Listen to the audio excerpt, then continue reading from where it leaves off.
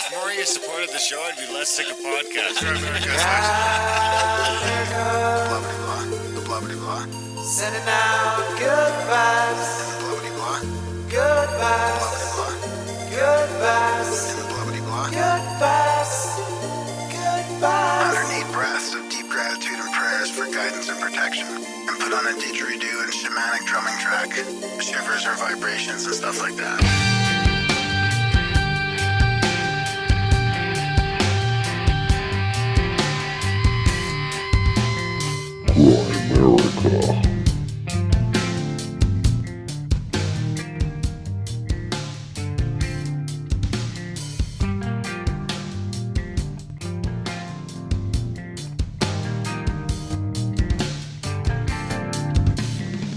Okay, guys, welcome back to the Grimerica Show. Coming at you this week with the Podfather himself, inventor of podcasting 2.0, anti-censorship. Probably, I mean, we joke about it still. Dvorak jokes about it, but probably eventual. You know, I would not be surprised to see this guy win the Nobel Peace Prize one day. You guys have all heard of him. Wonderful Adam Curry. And we have everybody's favorite, second favorite podcaster, I guess, or maybe third. Dvorak probably beats you out too, so you're probably like the third. But everybody's favorite interviewer, Graham Bench Press Dunlop, looking younger every week. You got a mullet going, huh? I've got my mullet. I just had my hair trimmed, but I left the curly back long because now I can because I've grown it all out. So the back is like, 1980s curly mullet style. There you go. Yeah. It's part of the new look. Yeah.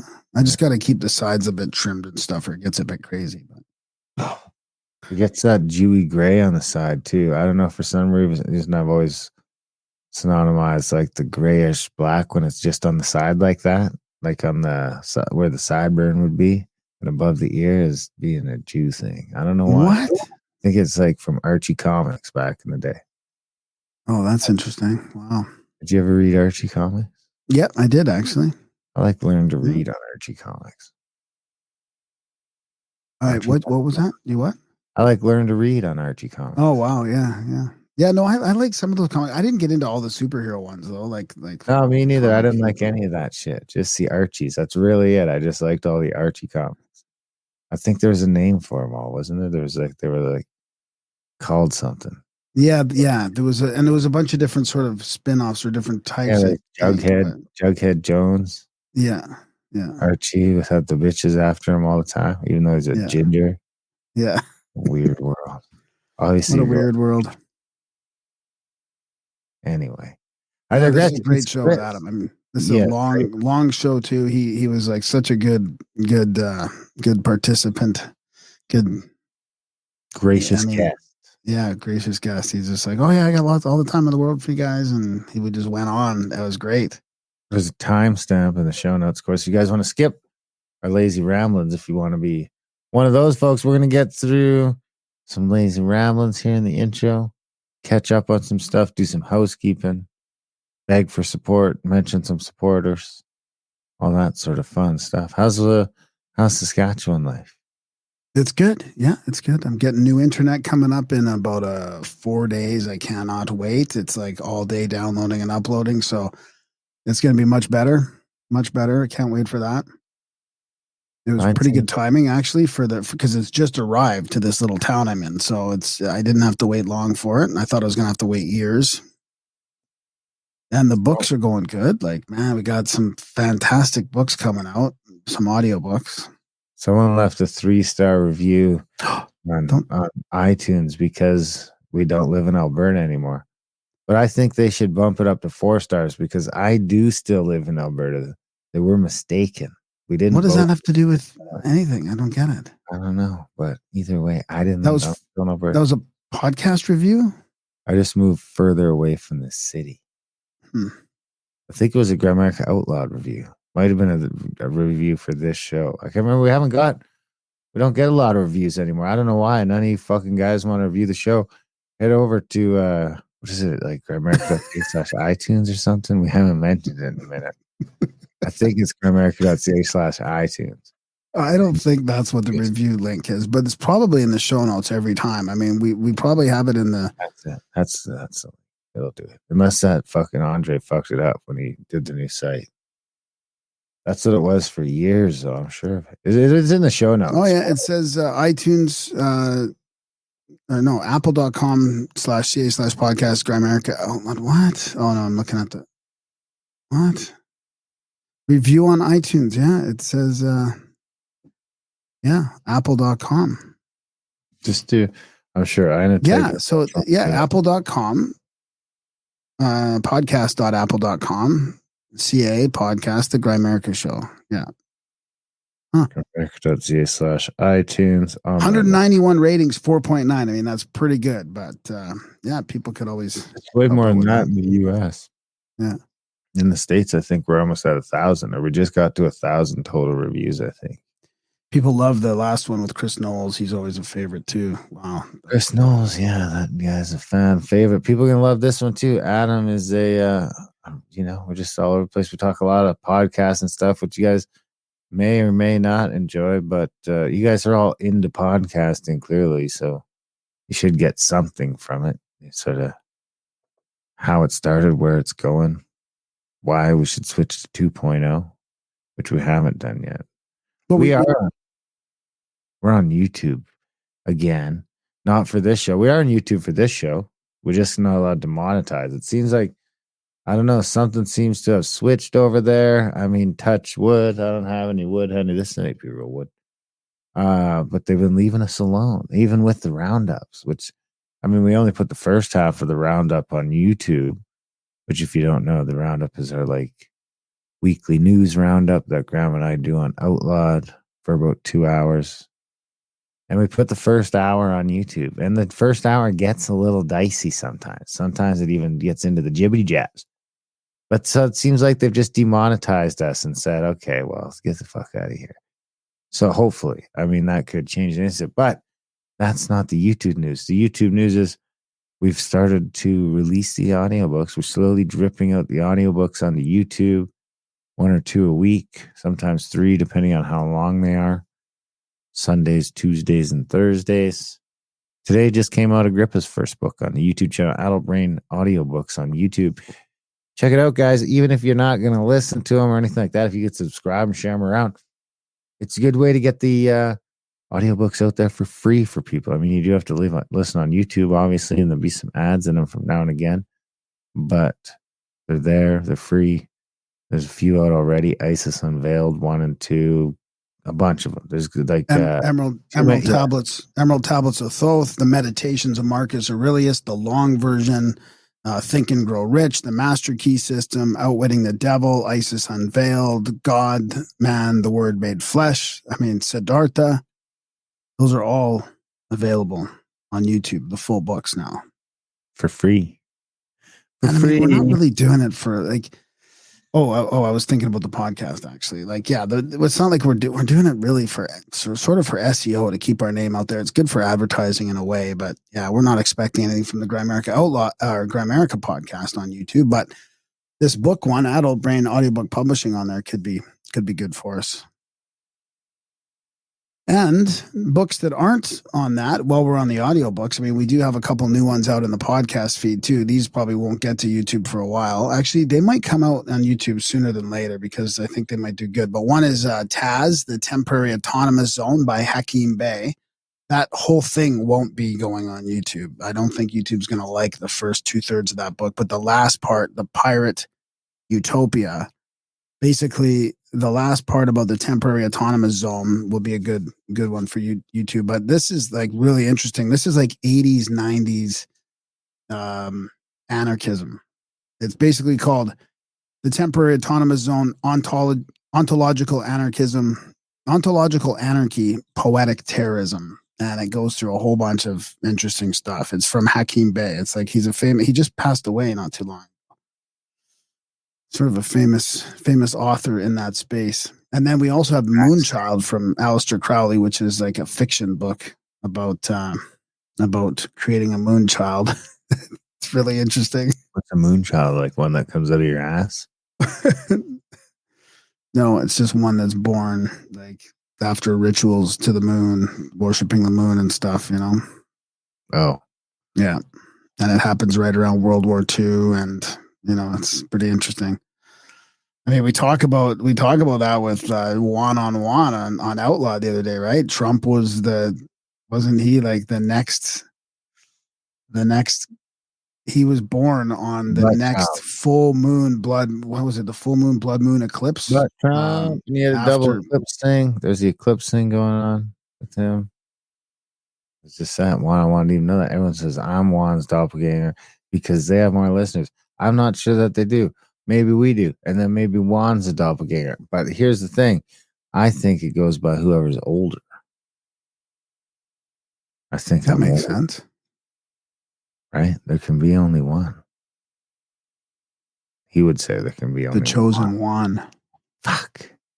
Anyway, support the show, guys. Grimerica.ca/support. We could not do this podcast without you. We're almost at, I forget. I think we're at 643 episodes. 644, something like that. All there, all for free in the background. Of course, if you guys are getting some value from the show, it comes across a free podcast. It is free if you need it to be free. If you can afford a couple of bucks, we could use it because we feel like we're giving you some value. We could use some value back. I mean, we should mention Felix, who everyone was wondering.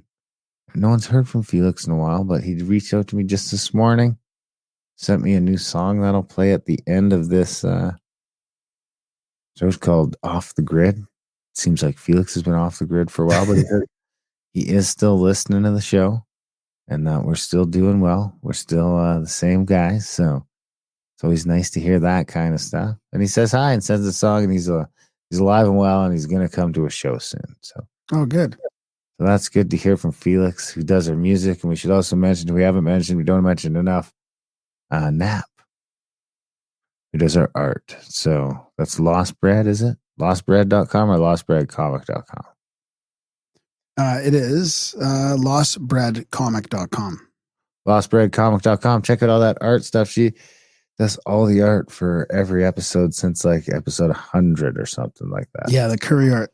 Curry's gonna love the art for this episode. Yeah. I don't even think I've seen it yet. Yeah, I took a sneak peek. The Dvorak one was good. So that'll be good. So anyway, support the show, guys, if you can. Look, we're going to just break it to you. We've been trying to get people to support this show for a decade, not a whole decade, because we didn't start like asking for money till like 7 years ago. And, it's just, it goes well sometimes, other times not as well, but it's never been enough that we could make a living off it or quit our jobs or anything like that. Hence why we got into audiobooks and doing Grimerica Outlawed and trying different models and stuff like that to get to the point where at least one of us is able to quit for now. And I still can't really quit. I mean, I have to paint in the part-time. I got to start up another business part-time, trying to do everything I can, working like 4 or 5 jobs just to make ends meet. I'm not complaining at all. I love it. I love the audiobooks. Yeah, kids like me, you couldn't do that. What? Why not? Couldn't do it with kids. Right. Too expensive trying to feed these fuckers. Yeah. And, everything else. Anyway, I digress. So we're just trying new stuff. And Dvorak mentioned to us when we had him on in January that, well, you got to start mentioning the people that support the show. That'll help. So that's what we're going to do. And lo and behold, it has helped a little bit. So what we're doing now is if you do us a one-time donation, over $50, we'll mention it. If you sign up for a new monthly, we'll mention that. Hey, we also realize that a bunch of you have been supporting the show for a long time. We ain't said shit. We don't know who wants to be mentioned and who doesn't. So if you do sign up or send a donation, you don't want to be mentioned, put that in there. And if you have been supporting us for a while and you want to be mentioned, all you got to do is email Graham, spam Graham, leave us a little note. Otherwise, we got nothing to read. So Graham at Grimerica.com. Yeah, unless they put it in the I don't know. Are you catching the PayPal notes at all? If there's PayPal notes, I'm handling that side of things. If it's a monthly donation thing, you'll have to send that note to Graham because that won't give you the option to put in a note. But the one-time donations, I'll catch. And I mean, we still haven't ruled out that we'll give you guys some sort of thing if you donate so much money. We're just not there yet. We're still sort of trying to we're trying to organically put something new together here to try, 650 episodes in. We're still trying to figure out how to monetize. We're this still fucking trying to thing. maintain attrition. I mean, if we can get past attrition, we'll be one step further ahead. That's it. We have lost probably half the supporters that were just around forever and fell off or whatever's happened. Maybe they went outlawed, maybe they didn't. Whatever happened, we could use more support. We're working just as hard. We've had some fantastic guests lately. So over to grimerica.ca/support, make one up today. You get your note read. We'll read that shit for you here. You can become part of the show. We'll read your note. And I don't know, we'll come up with something where, if you give us $1,000 or so, we'll maybe send you a t-shirt or something. T-shirt. I don't know. We'll come up with something. You let us know what you think. There's only a couple. Listen, there's a couple people I'll mention. One was Mike K. You know who you are. Liberal Mike, who has supported the show to the tune of enough to, get a road named after him in Grimerica probably. And the other one is our top of the list here, friend of the show, Jasper Paul, who sent us in $100. Where's the note now? Thanks, Paul.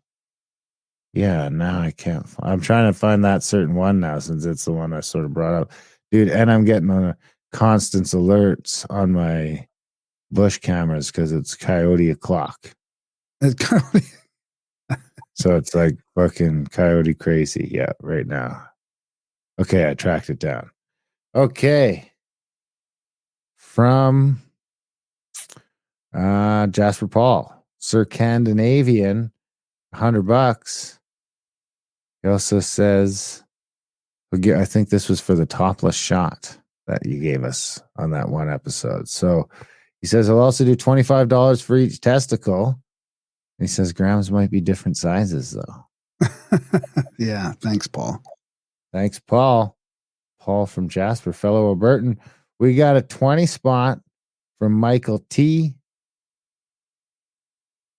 I can hear the coyotes howling now. Wow. Can you hear it? No. It's weird. I can hear it through my headphones. I bet you if I shut my gate off, you could hear it. From Bruce B. New monthly, signed up for $5.55 a month. Thanks, Bruce.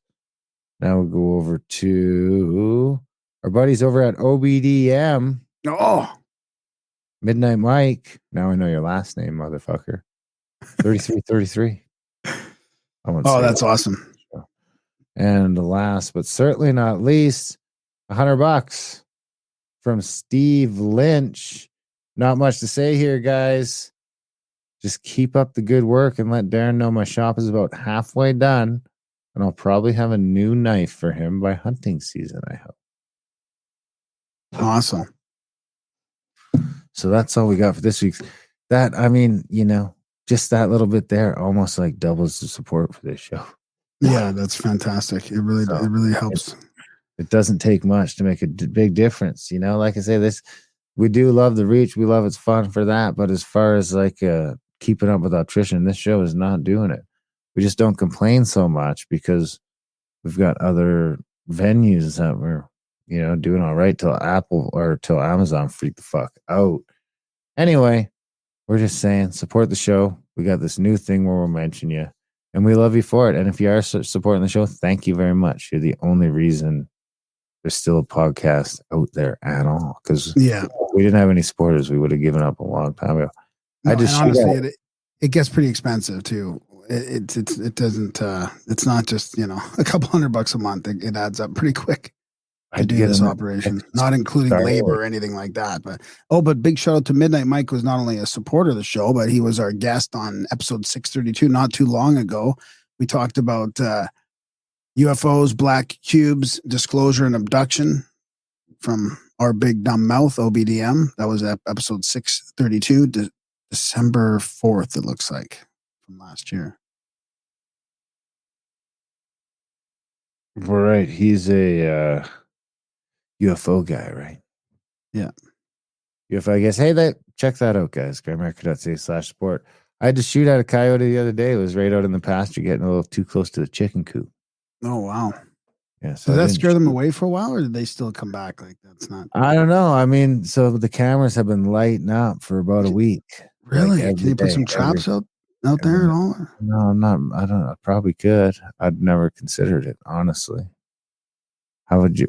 How would you do it? Just like Oh, I you think have you no just do that idea. one that clamps their fucking leg or I some don't shit? know. I mean, I yeah, don't want to wake up in the night to a coyote who just got its leg trapped in a fucking thing, yeah. And I don't think poisoning them seems kind of gutless, like that's what chicks do. They watch out if your food starts tasting a little off, because if your wife's going to kill you, she, 3 times out of 4, she's going to poison you. Anyway, so chicks do. Dudes just shoot you in the face if they got some balls. Anyway, I'd rather they just fucked off. I don't want to shoot coyotes. I don't want to trap them just for shits and gigs. But the cameras have been lighting up. I do have a bunch of cats and a little dog. And there have been like multiple incidents now recently in Alberta of coyotes attacking kids. So, and the kids had one eyeballing them, like a month ago. I didn't think anything of it because at that time I hadn't heard about these coyote attacks. I was just like, oh, it's just a coyote. But apparently the coyote attacked 10-year-old girl. So, Wow, what? yeah, and tried to drag her off. And then when her dad jumped in, it tried biting his ass too. So I don't know if that's just like a rabid coyote, but then I hear a couple other stories. So there's something up with these animals.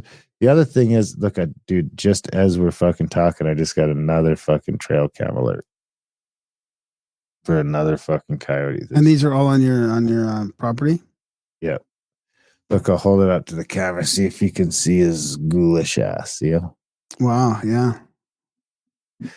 It's too dark to shoot now, though. So, I mean, I can get away with it. There's rural laws in Alberta say I could have a unlocked gun because I'm rural for predator control. And I got that new little 187. Shout out to T-Bone. I know he's loving it. I got it as a 17 HMR, I think. I think it's HMR, 17 HMR. It's a little thing. It's like smaller than a 22. So, the standard pellet gun size is 0.17. So this is basically a pellet gun with a shit ton of fucking black powder behind it instead of just air. Wow. It's also about 3 times as heavy as a pellet, but it's rim fire, so it's kind of quiet. So I think I could maybe get away with shooting in the Can't you dark. get like a night scope or something? And Yeah, the problem is it's illegal to shoot in the dark. I mean, I don't think the cops are going to show up here anyway. is it illegal for Indians to shoot in the dark? Well, that's a gray area for sure. I don't know. I mean, that sounds like something the Supreme Court of Canada would have to decide. But the point is, if I start shooting off my 223 or my 270, dude, it's fucking loud. It's a legit cannon. Yeah. The Glock ain't bad, but you can't hit shit with it. But this fucking little thing comes out. It's like over twice the speed of my 22. And you're allowing your cats outside right now Not in the dark. with all these coyotes? Not in the dark. You just Not in the during the dark. day and then okay. But there's a lot of coyotes. It's fucking crazy. I keep hearing they're up, and right now I see a ton of them. When we're done the show, I'll probably go just do a little walk around with this new gun because I think it's quiet enough. You wouldn't hear it too far away. It's like a 22. It's not too loud. But I don't know. Won't be able to get I close shot. enough. I mean, you don't have night vision right now, do you? No, a night vision scope ain't cheap.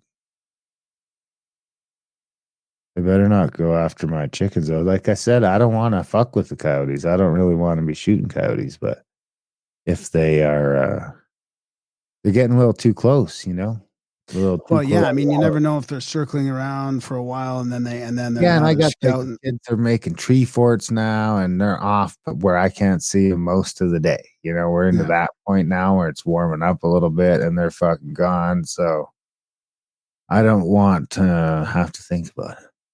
Yeah.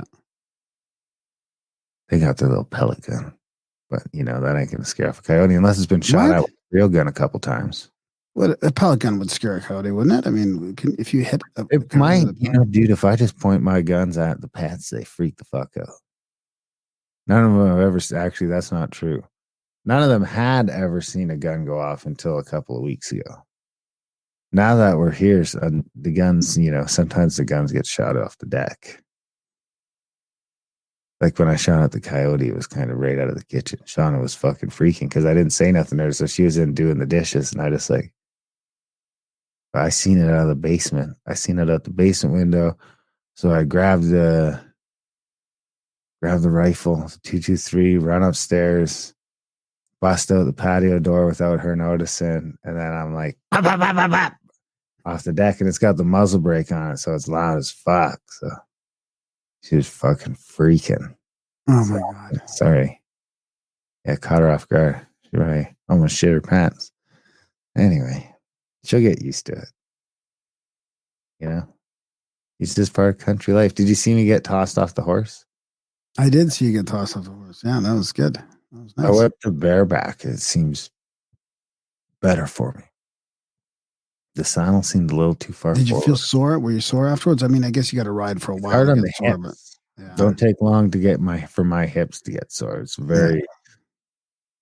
I did the mountain one for her birthday. I think it was Madison's birthday, like a couple years ago, and it was like, dude, it was like 3 hours, man. And you go into it, you're like, nothing. And then you're like going up these hills and down. We go down the one hill, the horse is sliding on its ass. I'm like, what the fuck is going on? My kids are pretty good because they're both in lessons, but I'm not fucking very good.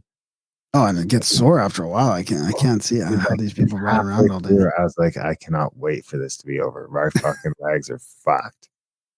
Because you're sitting all wide legged. It's like sitting on this horse is a big horse. So it's like wider than a drum, flipping over a barrel drum and sitting on that. It's a very wide, big horse. But the nice part of that is it can support my weight very easily. So I'm going to keep jumping on this thing. I don't know about every day, but at least every other day until I can because there's a horse here that ain't broken yet. A young male gelding, like I think 6 or 7, that I'm going to try breaking this thing eventually, I think this summer, because then it's like just my horse to ride. The girls have Captain, is super chill and very good with them. And I think Buddy might let him ride eventually. But that's all they need. And then, but they're not going to be riding Rocky ever, or anytime fucking soon. Another coyote pick. Because he's a little wild. He's completely wild right now. He's unbroken. So you see me, I was able to gracefully get tossed off the horse. They show how these Indians break horses down in 1883. It was really cool. How do they just jump on them? Tie themselves on? No, I think they did it in a pond, in a water pond.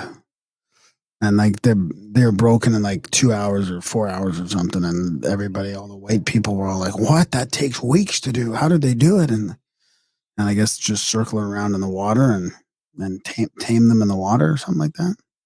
Interesting. I do have a pond down on the far end.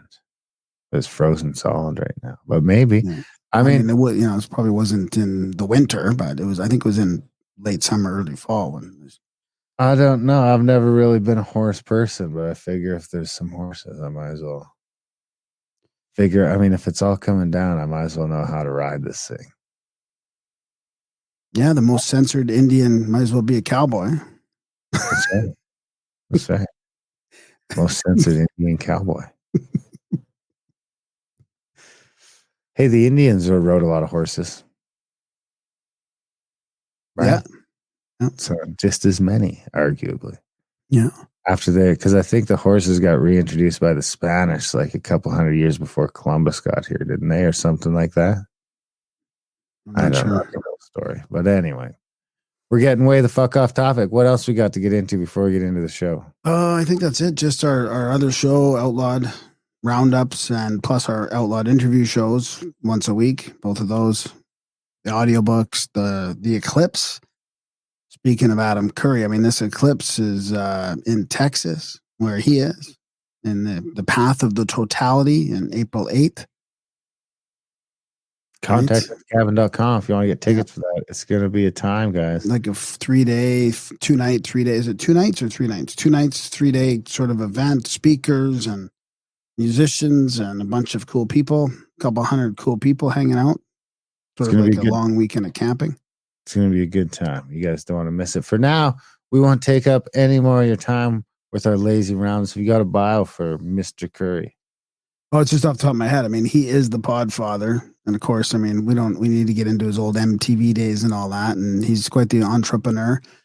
But he's the Podfather. He played a big part in inventing podcasting. And he's teamed up with John C. Dvorak for No Agenda, which they've been doing for 16 years. And he also does occasionally his other one there, Mo Facts. And Podcasting Index and Podcasting 2.0. So all the links are in the show notes. His wife as well. Oh, yeah. The Keeper and I or something like that. Curry and the Keeper. I don't know. Curry Keeper. We didn't talk about that. But that could be an Indian restaurant one. Yeah. Anyway, guys, we love you. Thanks for listening. Support the show, please. And support these guys, too. They really are doing great work. So yeah, enjoy the chat. Adam Curry.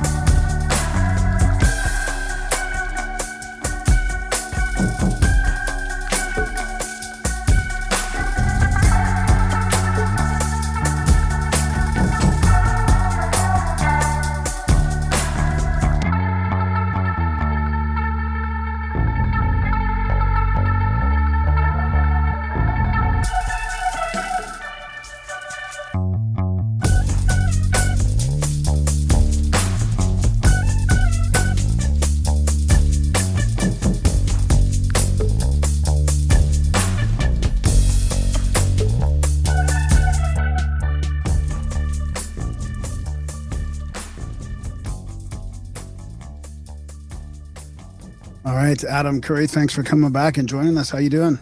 Hey, you guys. I was a little upset. It's like, since when does Dvorak go before me? Well, that's up to Darren. Darren was doing the booking. I mean, all of a sudden, like, hey, we want you to come on. Like, yeah, I'll come on. Then all of a sudden, I hear Dvorak. I'm like, oh, all right. Is that how we roll now? We had to give it to Dvorak because he came on first last time. So I felt like, yeah, I guess you're right. He had expressed interest in coming back on, and I was like, okay, well, if I'm having Adam back on, I better tell John. And he was like, let's do this in the next. He was like, let's do this in the next few weeks. Mm-hmm. All right, I get it. Well, I think you're the only interview he's done in the past 10 years.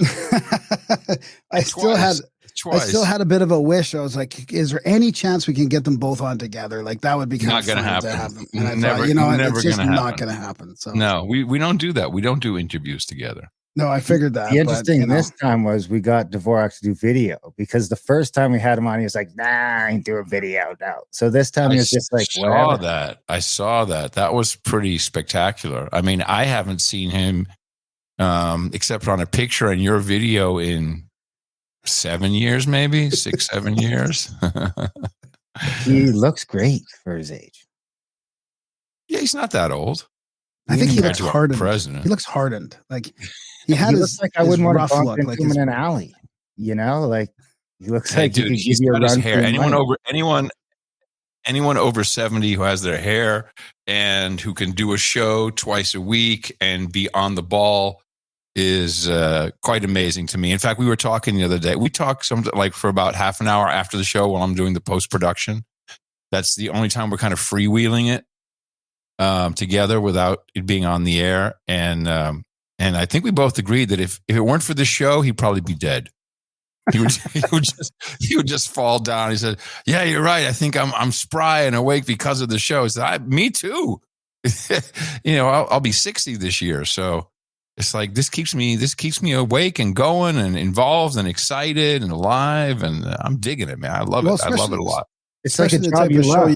Have too, because you guys have the show where you have to be involved. You have to get You have to pay attention to everything, collate it, present it in a good manner. I mean, you can't just sort of sleep through that.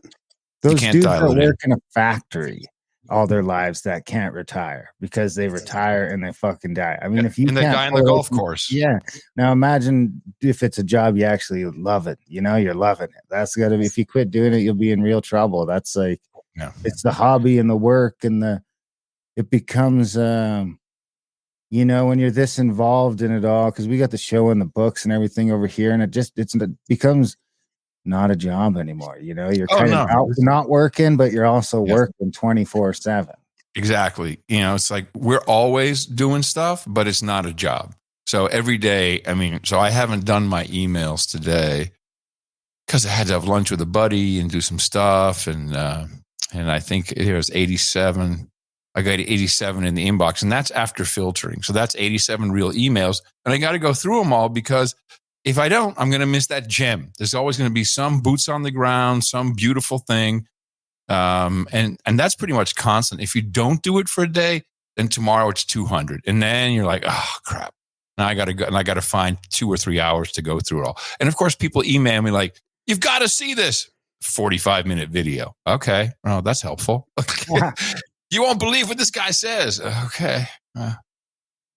So I think everybody kind of knows. I mean, the audience crossover between our two shows, especially on our side. I mean, you guys are huge. So, you know, you guys got 100x our audience, or probably at least 40x our audience already. So there's not as much crossover in your direction, but in our direction, it's like, I would guess that like half of our listeners or a third of our listeners are listening to the No Agenda show. But for those of us who don't, and I don't want to narrow this down to No Agenda, because I still think, like John, your biggest contribution to mankind is going to, I mean, if not the podcast already, because I go back and forth on whether it's you and Jobs, because you brought the podcast forward, but then Jobs, if he doesn't make that first thing where he throws it all together on Apple, and I'd like to hear your take on this, you might agree or disagree, but that whole thing in the beginning, throwing them all into the same ecosystem, I feel like is paramount for where we are today, because it could have almost been like you could have drawn a line in the sand there at Apple at that time that could have maybe at least held it back. But so I always feel like him putting all of the content, whether it was amateur or professional or network or whatever it was, it's all going in the same box, and whatever floats to the top floats to the top.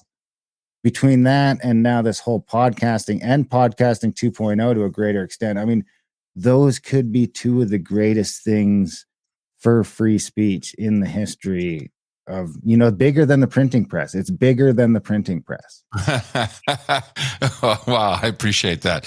Well, RSS and RSS delivered media is obviously here to stay. It's been around for 25 years. And there's a lot of history we can talk about, but I kind of came into it in year 4 or 5 and said, hey, we can do this, make this. I said, add an attachment like an email so we can put an MP3 file in there. And then, this thing that is called an iPod, which everyone saw as a digital Walkman. I'm dating myself, but, digital jukebox. We could turn that into a radio receiver. And inherently it was a Mac thing. I developed the first Apple script on the Mac. But, when Jobs called me and said, do you have some time to talk?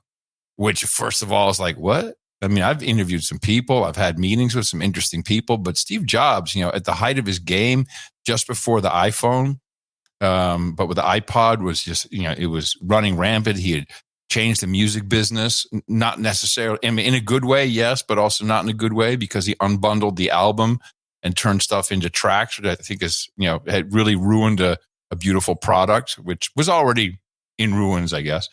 But for him to want to talk to me, and, he understood that when I saw the iPod, I saw what my grandmother had given to me when I was 6 years old, which was this little Sony, transistor radio, AM only, solid state, 9-volt battery in a handsome carrying leatherette case.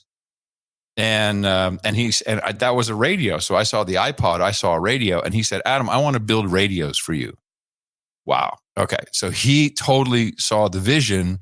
And then he also understood The problem we were having is because of the distributed nature of podcasting, to subscribe, which already was a problem because people were like, mere mortals were going, subscribe? Does that cost money? Is it like a magazine subscription? We had no way to do a singular click and you're subscribed. We literally had to tell people, go to my website. Most people don't remember this. Go to my website, find the little RSS orange icon, right click on it, select copy link, then go back to your podcasting application, because we didn't have apps, it was on your computer. Go to subscribe, paste that URL in, and then voila, you're done. So that's a far cry from what it is today. And he knew that if you built the directory, now I had a directory going, but I didn't have any of it was just a directory. I didn't actually even see the, I didn't see the benefit. I hadn't seen all the way through it, but he had all the pieces. So then we got the little iTunes icon for podcasts, and you clicked on that, and it automatically subscribed you. Didn't matter if you're on a Mac or on Windows, and that's how then you synced up your iPod to your machine. And that was part of what made it so fantastic. Now, when they launched with podcasting, the front page was all NPR, BBC, PBS. There was no Dawn and Drew. There was no Rock and Roll Geek Show. They put me on the top. Very, very kind, of course. But I haven't been on the front of Apple's podcast stuff for a decade, probably at this point. Nor do I expect it to be. So they were really seeing it as as a real way to put quality programming out there. But yes, anything else was possible. And if it wasn't in their directory, you could add it. You could add it manually on your phone. Which, so that part, it is indestructible. RSS is like Bitcoin to me. In fact, the combination of RSS and Bitcoin is like a match made in heaven. Because even Spotify came along and said, "Hey, we're going to own this." And they spent $1 billion and failed. And now Joe Rogan is back on all of the open podcast apps. And what Apple did, there's no revenue for Apple. It's unimportant. And they'd been good stewards of podcasting. They just let it go and let all the independent app developers talk to their database.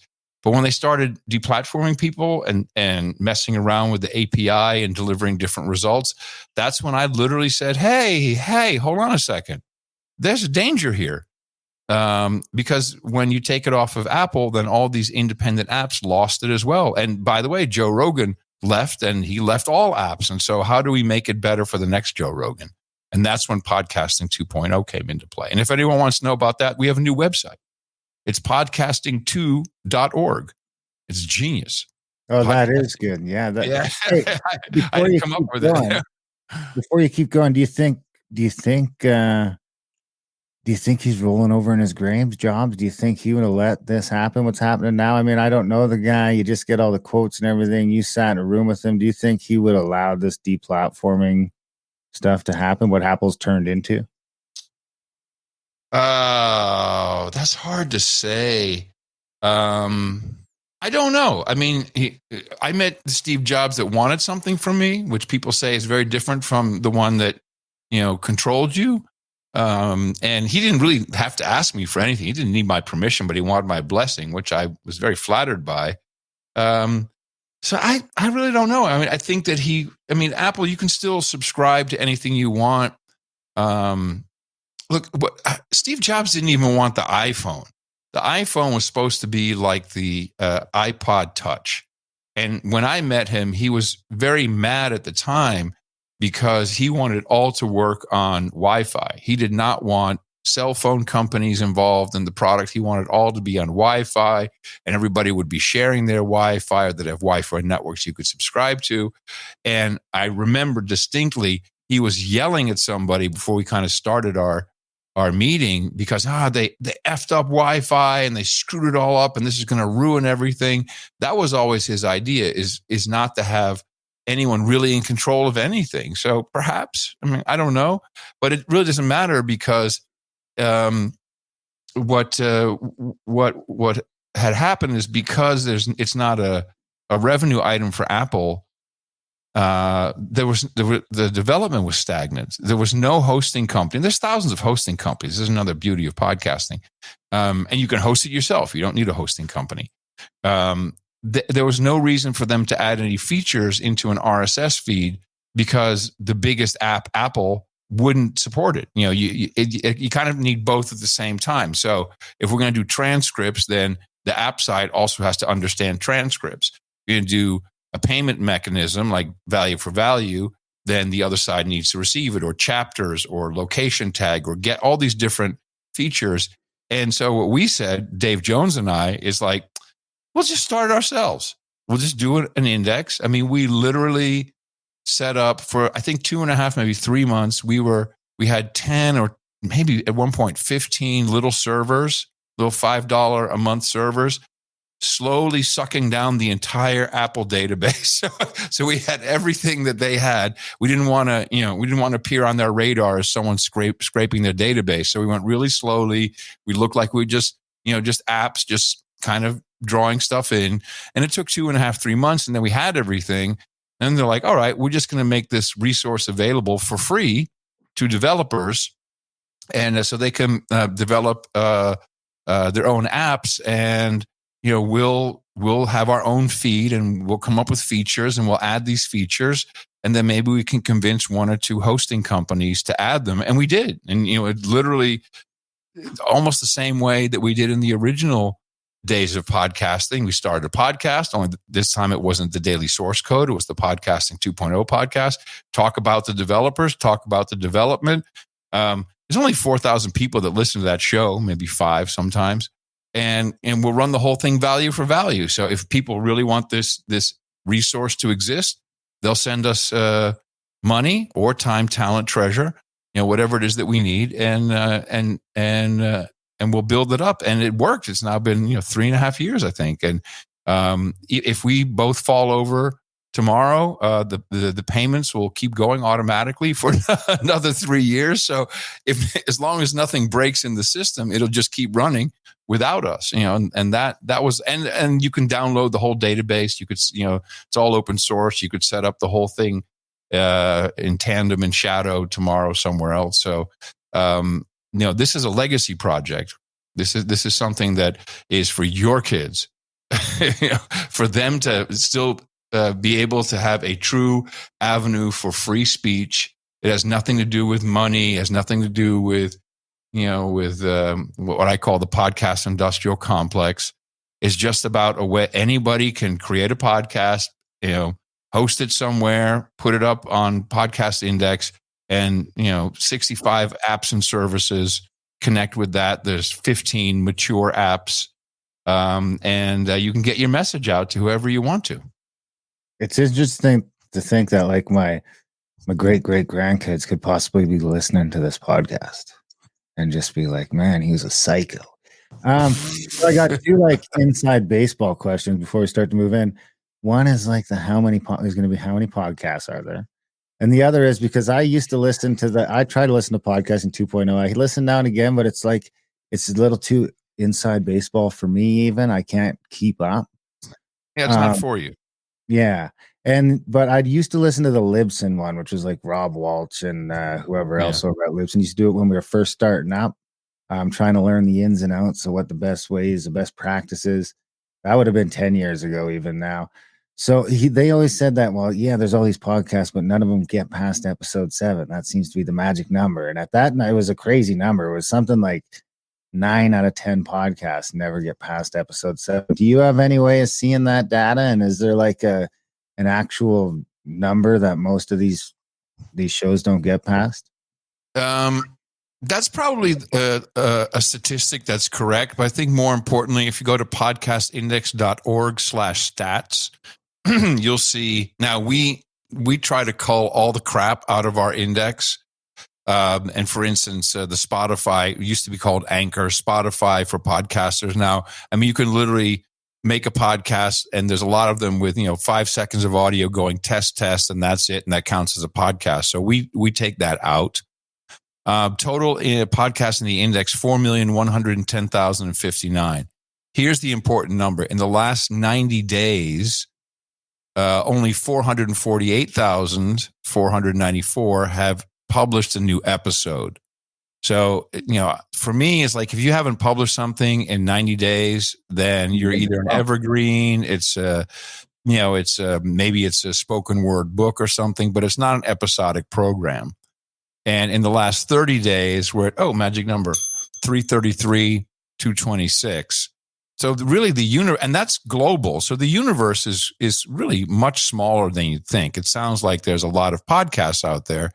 But the frequency that they're updating is really, it's a tenth of that, over 90 days. So, I think it's actually smaller than most people expect. Yeah, that's kind of what I figured. So it's like 1 in 10, right where they put it. And then, then you got to think that there's like a large percentage of those shows that are in there right now that are somewhere in there, that aren't going to make it past that. Could probably take it down another few points, but I guess could be. Is it growing? I don't care. I mean, that's the bottom line. I don't care. I don't care if it grows. I don't care if it shrinks. I don't care who's number one. I don't care who the biggest is. It doesn't matter. It's irrelevant. Right now, you are the biggest podcast in Canada for me. There may be 10 others that are bigger than you. I don't know them. I don't care. That's the system. We don't live in the world anymore of limited networking. It just doesn't matter who's number one overall. Joe Rogan's number one, but he's only 4% of all podcasts, really, of all downloads, if that even. So it doesn't really matter. It's like, I want to be the number one podcast of people who are interested in no agenda-like material. And I think we are. And what we've done and what you have picked up on is we figured out more or less how we can get that community to support us to keep doing it. And in this case, it's a lot of work. We do twice a week. It's 6-7 hours a week. It's a full-time gig. We've been able to support ourselves for 16 years throughout that whole sequence. I do other podcasts that don't support it at all. But they make me feel good about what I'm doing. I get valued. I don't feel like I'm living in a vacuum and just doing stuff just to do it. And I guess if I focus on just one of those, maybe I could make that something I could do full time as well. It doesn't matter. It doesn't matter if it's growing. It doesn't matter if it's shrinking. It's just, it is what it is. It'll be, maybe there's only 10,000 shows that people really listen to. I mean, just because you put out a new episode doesn't mean that a lot of people are listening to it. It doesn't matter. It just doesn't matter to me. And it shouldn't matter to anybody. It's about free speech. It's like in the UK, they still have Speaker's Corner. You stand on a box and you can say whatever you want to say, although I doubt that's true these days. And, so who's going to listen? The people who are right there. And it's free speech. Free speech, comes with what it comes with. It doesn't mean that you're broadcasting all over the country. It's a weird shift that we have to make, and it's going to take a long time before people really finally realize that it just doesn't matter. Do you think it's saturated to the point where this whole sort of all the normal people that maybe don't listen to podcasts yet, they're on their platforms, whether it's Facebook or X or even YouTube or Rumble? I mean, is there a I know there's a big shift sort of in these platforms. Do you think we're at the point where there's a saturation where people aren't going to find podcasting? Is it too obscure for them to go into and find an app, get an app, download it? I mean, what do you think about the difference between the platforms? I think there's room for 4 million podcasts. I mean, but they're going to be small. The platforms are poison. That's the stuff that is killing everybody. I mean, social media is societal collapse. It's literally crap. It's not good for you. It's not healthy. The way it's set up is just not good. I mean, I hear more and more younger generations talking about going back to blogs. It's like, we don't want the constant commenting. It's noise. It's not very useful. In fact, I argue the opposite, that it's only now being used for propagandistic purposes. That's really all that it's good for now. And a podcast, it has a very limited interaction, very good interaction with high signal to noise. which is, direct feedback to the people who are making the podcast. And with 2.0, now you can send a boostagram directly, and, you attach value to it. So you better believe it gets read, and you can even reply to some of them now.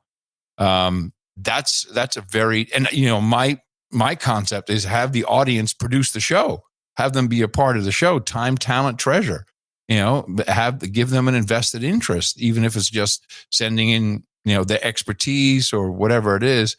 I like stuff that functions that way. That I think as podcasts develop, they will continue.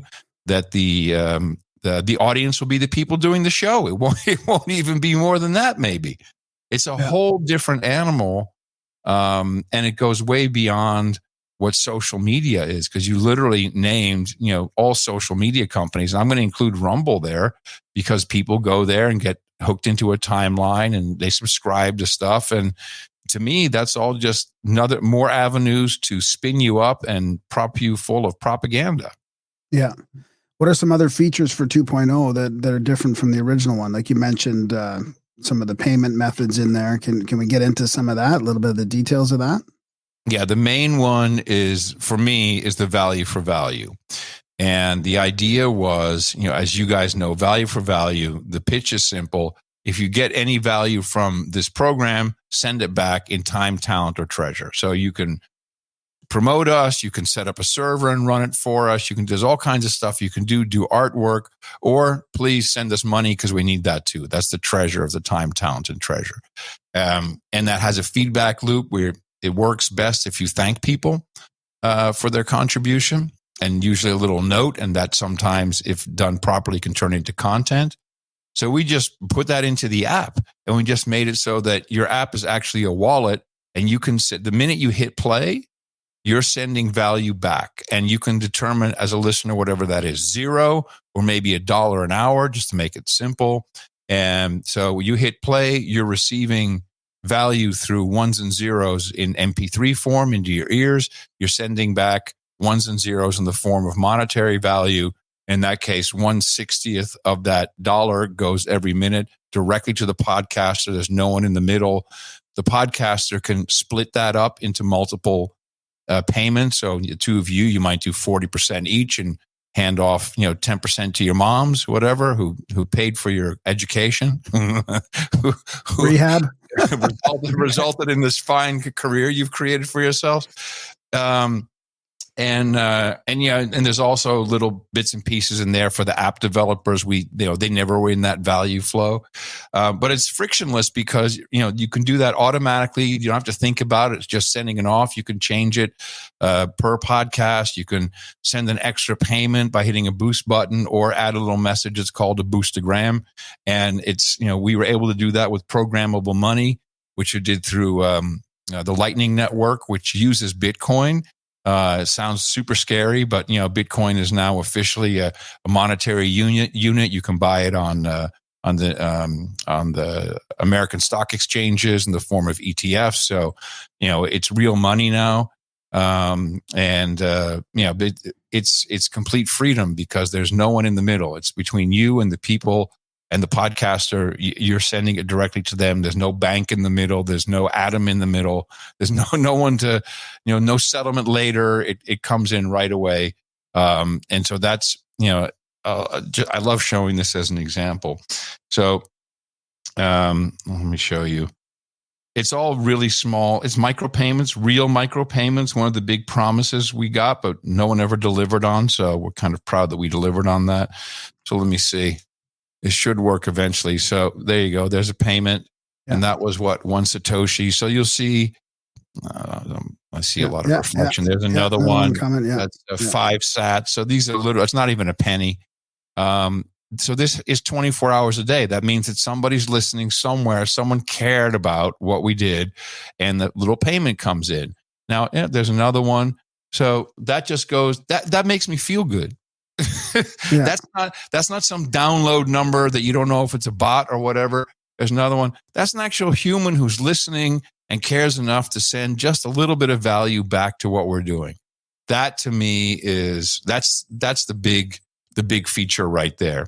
Outside of that, we built, the first one was transcripts. So it's quite handy to have a transcript that you can not only, if you're hard of hearing, it's handy, but you can also search it. So you can go to, the No Agenda show and any of the modern podcast apps, and you can hit search in the transcript. And where was that in the show? Boom, you'll find it. We have chapters. Can you timestamp that too? It's all timestamp, brother. It's all timestamp. Yeah, that'd be super handy then. Even these payments that are coming in, they're also timestamped. So I can go back later and I can see if someone sent me a boostagram that said, "Oh, I love this." I can see exactly where it is, where it was that they sent that, without even knowing who the person is, by the way. It's all anonymous. You could also see if there's like a bunch of boosts at one point. If you're getting if there's content that the audience is engaging with higher than others. Exactly. You got it. So it's all that kind of stuff. Now, after 3 years, it was kind of a nice validation. Apple actually added transcripts to their app, which, so they hadn't added anything in over 10 years, 14 years, 15 years. And then they could have easily, like Spotify, said, "Oh, we're doing transcripts. We're doing it this way." But they didn't. They did it our way. So that was nice and validating, and showed that they're also not dicks. That they really want to. Again, there's no revenue line for them. So it kind of validated what we've been doing, and we have 25 features. I can't even remember all of them, but right down to geolocation. Who's on the show? Live. I'm sorry. Right? Live. Oh yeah, live. Yeah, absolutely. What we call lit. Yeah, live and also with live boosts. We just formalized chat, so it's all working. But now that'll be a formal feature, and also we have this thing called Pod Ping, which is that's a true development all by itself. If you're using a modern podcast app, 90 seconds after the show publishes, you get the alert. So there's no longer waiting for an hour for Apple to update or some other app. It's within 90 seconds, under 90 seconds. That's the kind of stuff that I think is cool. Also, it removes this constant polling. So if you have a chance to ever look at it, Apple is trying to check your feed every 5 minutes, maybe every 15 minutes. And is doing that for millions of feeds. It's very wasteful resource. It's just wasteful energy. Now you can just say, "Oh, Bing, this one updated." Okay. Let everybody who's subscribed to that podcast, let them know it updated. And that goes really, really quick. So it's little small things like that. When we started this, we had no idea. Before you know it, we had 150 developers, just all with ideas. Everybody has other jobs. I don't think many people are really developing and living off of their apps. They'd like to, and it's growing. And they all get value in the value chain of the Value for Value podcast, which you guys should be on that. I'm a little. We're on it. We have 300,000 Satoshis. I didn't see it in my app. It didn't show up as boostable. I even get boosts sometimes. I get so we're under. How would I know? So as far as I'm just in the Telegram, I get messages. Somebody must have you're on Satoshi Stream. That must be. I see. Oh, the Grimerica Show 2.0. Is that where I find it? Is that why? Yeah, that's the one we redid. That was so. This is the one. Okay, because we were following in your guys' sort of footsteps with everything, the Value for Value, and then we started getting canceled all over the place. I don't see it show up as boostable in my app. There's something weird about it. Interesting. That's what I don't get. Let me see. I'm going to try different. Maybe I'm crazy. Anyway, we should talk about it because I want to make sure that it works for you guys. Yeah, I want to make sure that's working too, because I know we have like 300,000 Satoshis. I don't think that's a lot, but it's something. How long have you been? Do you think you've been a part of it? 2 years, probably since. So we switched everything to self-hosted, probably in 2020. I would say at the beginning of 2020 when we started getting canceled for some places and started panicking. Okay, so I have Grimerica Show. Actually, it might have been 2022, I think, or 2021 maybe. Because it looks like you have a couple of different feeds. Yeah, we have two, because what happened is we had the Libsyn feed with a bunch of people listening already. and we weren't not sure how to go about this and switch. So we just downloaded and re-uploaded everything onto our own servers so that we didn't have to worry about Libsyn shutting us off if Spotify buys them one day. Are you is the Libsyn feed redirecting? Do you know that? Okay, so the original Grimerica show feed, let me see where this is coming from. That one seems to be value for value, but the Grimerica 2.0 does not. Interesting. So that's the one that I set up myself, which would make sense. I don't really know what I'm doing. Right. Well, we'll have to look at this. And we can fix it all. We can fix it. There's way too many versions of your show. We can fix all that too. Yeah. All right, we'll fix that because you should be doing better than that, I think. Yeah, well, dude, we just finally caught on to the thanking people, and it seems. Well, you're in Canada. Well, we thought about it a couple of years back. I mean, we did think about it. We just didn't. We didn't implement. Well, it. you got to turn it into content. I mean, this is this is what makes it fun. And then you get your people who send you the same types of donations, and you can do it at the end of the show. You know, the people who are going to listen to it are going to listen to it anyway. And it really does help. Did you notice a difference when you start thanking people that more people start sending in donations? We literally started after we had John on again this time. He brought it up. And he's welcome to the future. You got to thank people. Otherwise, there's this, because we were talking about how it works. And he's like, well, it turns out if you mention it, it encourages this and that. So we're like, all right. So we are literally in the middle of still rolling this out. There's probably a bunch of people that don't listen to the intro that don't even know yet. Because we have a bunch of intro skippers because of the nature of our. Well, why do it? Why do it at the intro? Why not do it at the end? Yeah, we could, but I don't know if they listen to the end. But you're missing the point. You mentioned during the show we're value for value, and then when you do the value for value thank yous, the people who are going to listen are the ones who sent you some value. So they're going to listen for sure, and you got to put some other content in there. I mean, we always have a clip that you wouldn't hear otherwise, or there's a lot more joking going on.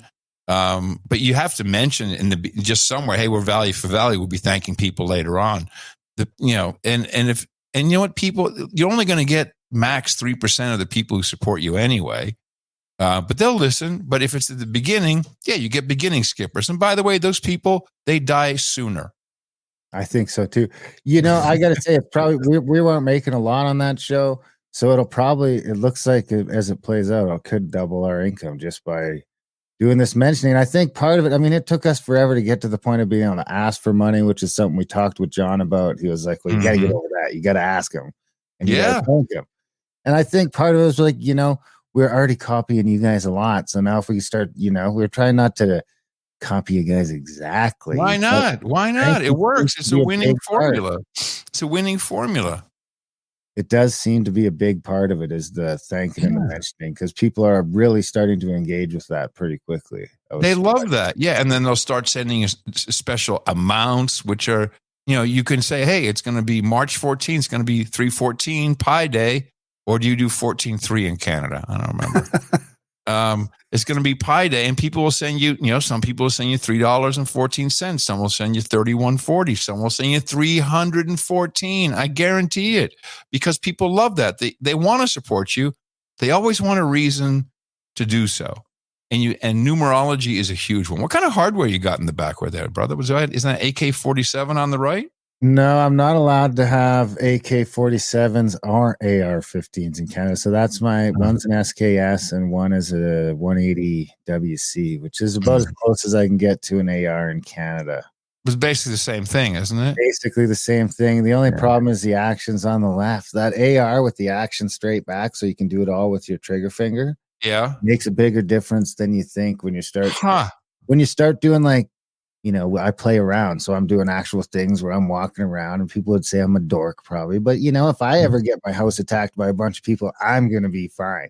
No, but I'm telling you. Notice big time on your clip switches and stuff like that. If it locks back automatically when you're done dumping your mag, you're fine. But on the rare opportunity that you have to re-cock your hammer, it makes a big difference that you can grab it with the same hand instead of having to switch everything around.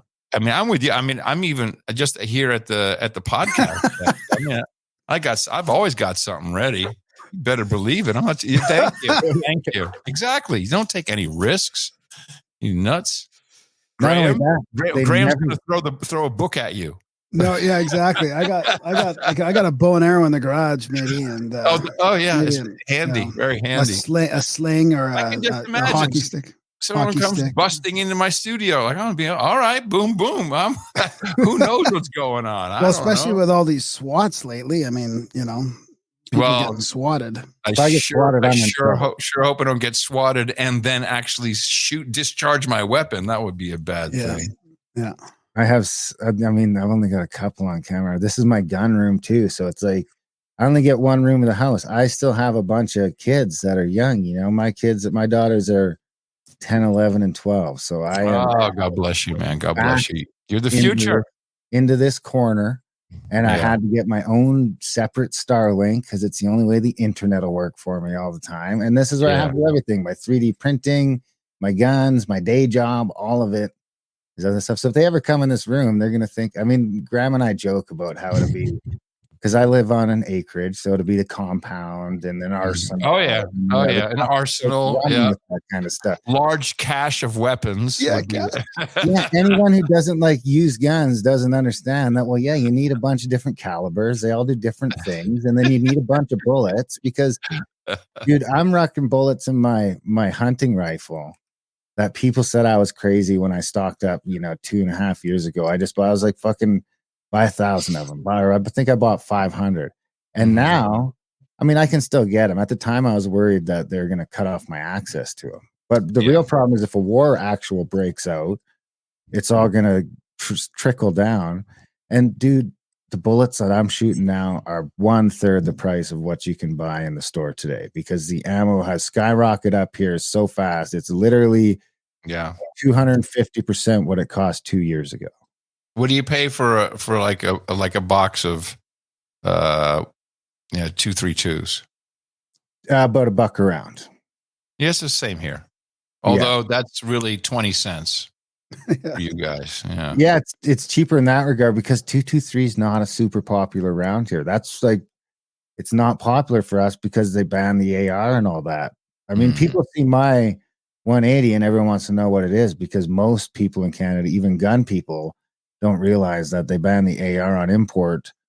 But what they can't do is there's a bunch of Canadian companies. Kodiak's one of them. Sterling Arms is another, and there's one more. So there's 3 Canadian companies in Canada that are making assault rifles, which is basically just a black hunting rifle with military style weapons. He had a cache of military style weapons. That's right. He had 3D printing for ghost guns. Yeah. Graham, do you have kids? No, I don't. No. You better I missed out. I do regret it, honestly. I do regret it now. I missed out. And, I am going through that sort of period where I wish I would have had a family myself. But my girlfriend has older kids, like 20, they're 25 and 28, 27, I think. So. Okay. So you got some kids that you're responsible for somehow. Just enough. They're on your payroll. Bro, tell me about it. No, I know. So I have 3 girls with two stepdaughters and 1 daughter. But none of them are having kids yet. I'm like, this is how we lose to the communists. I know that's one of the reasons why I regret it. I really would like to. I'm constantly jacking mine up on having kids. I was like, that's the one thing I care about. I don't care what you do with your life, as long as you give me some grandkids. Yeah, I'm ready to put like a small BMW on it. It's like, hey, first one wins the car. Yeah. I want to warm up for that because I was like, honestly, we were just talking about breakfast over. We still go back and forth about having another one because me and my wife don't. She's a big fan of the show. Big fan, so she'll want me to say that she's a big fan. She's a douchebag. Yeah, I hit her in the mouth. But we both listen. We rarely get to listen together, but we always know the jokes. We're both. Cool. She's a regular listener now, and I'm a regular listener. Nice. So, well, the people that know agenda together stay together. This is science. My kids have been listening to the show for basically their entire lives, so it's it's neat to come back because you mentioned they don't do a lot of the social media. They do Snapchat. Snapchat seems to be a big one for them. Yeah. And TikTok, but even that seems to be wearing off. And even the TikTok, it's never like their actual. It's not like the social part of it where it's your stuff. It's always like some someone else's edit they're making or some thing they're doing, which I think is a step in the right direction. And another one, I mean, this is going to sound lowbrow, but it does really give me almost more hope in the future than anything else is they're making gay jokes again. And, I mean, that's more important than some people think because we had to give all that shit up thinking it was just the right thing to do. When I was a kid, we couldn't make gay jokes anymore. Well, I was kind of like the last generation that could. And then no. John C. Dvorak is still the only guy who still can. Yeah, he still gets away with it. He can get away with a good gay joke. And I just shut my mouth and I was like, it's the right thing to do until, my kids start coming home from school and they're like, oh yeah, so we learned about this today in school. And I was like, you learned about what the fuck? To the point that I now have to start out every school year by going into the school first day, meet the teacher and be like, hey man, these are the types of conversations we have at home. And if this is coming up in your curriculum, then I need to know about it. I mean, luckily, I had come up when my daughter went into grade 6. I went and had the chat with her teacher, and it turned out he was a fan of the show. So that conversation went quite well. Yeah. Oh, that's great. That's great. That's great. It looks like he'll get my youngest too, hopefully, when she goes into grade 6 in a couple of years. So what do you think the future's bright for those young ones? Yeah, I do. I mean, it's so easy to become very pessimistic and dark, and things do have to get a little worse before they get better, but the pendulum always swings. And as I said, I'm already seeing the green shoots of hope, although weird when I hear, I just, it seems like, look, we have some great opportunities. The cities are crap. That's what's really going to go downhill, I think, for the foreseeable future. But with the types of, I'm hoping that we see more smaller communities outside the cities. It doesn't have to be far, but outside the city, where people who want to can do remote work, but they can also start to build a community with a butcher, with a baker, with all these kind of older ideas of what communities need instead of a big box store with colorful packaging and wood-based food. Right. And you can live in your tiny home with your Apple Vision Pro if you need to.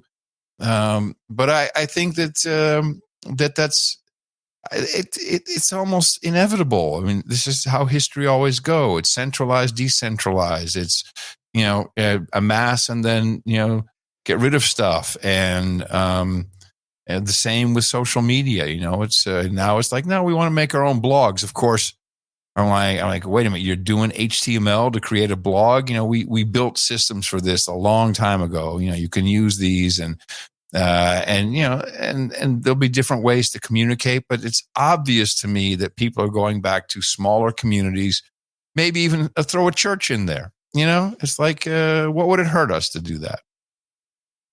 Like it. My daughter just became the powwow princess for her school. So the what? The powwow princess? Yeah, because I'm an Indian. So and she went. Oh, I forgot about that. Yes, you're a minority. Yes, I forgot. Yeah, I'm a Pak. Yeah. Yes.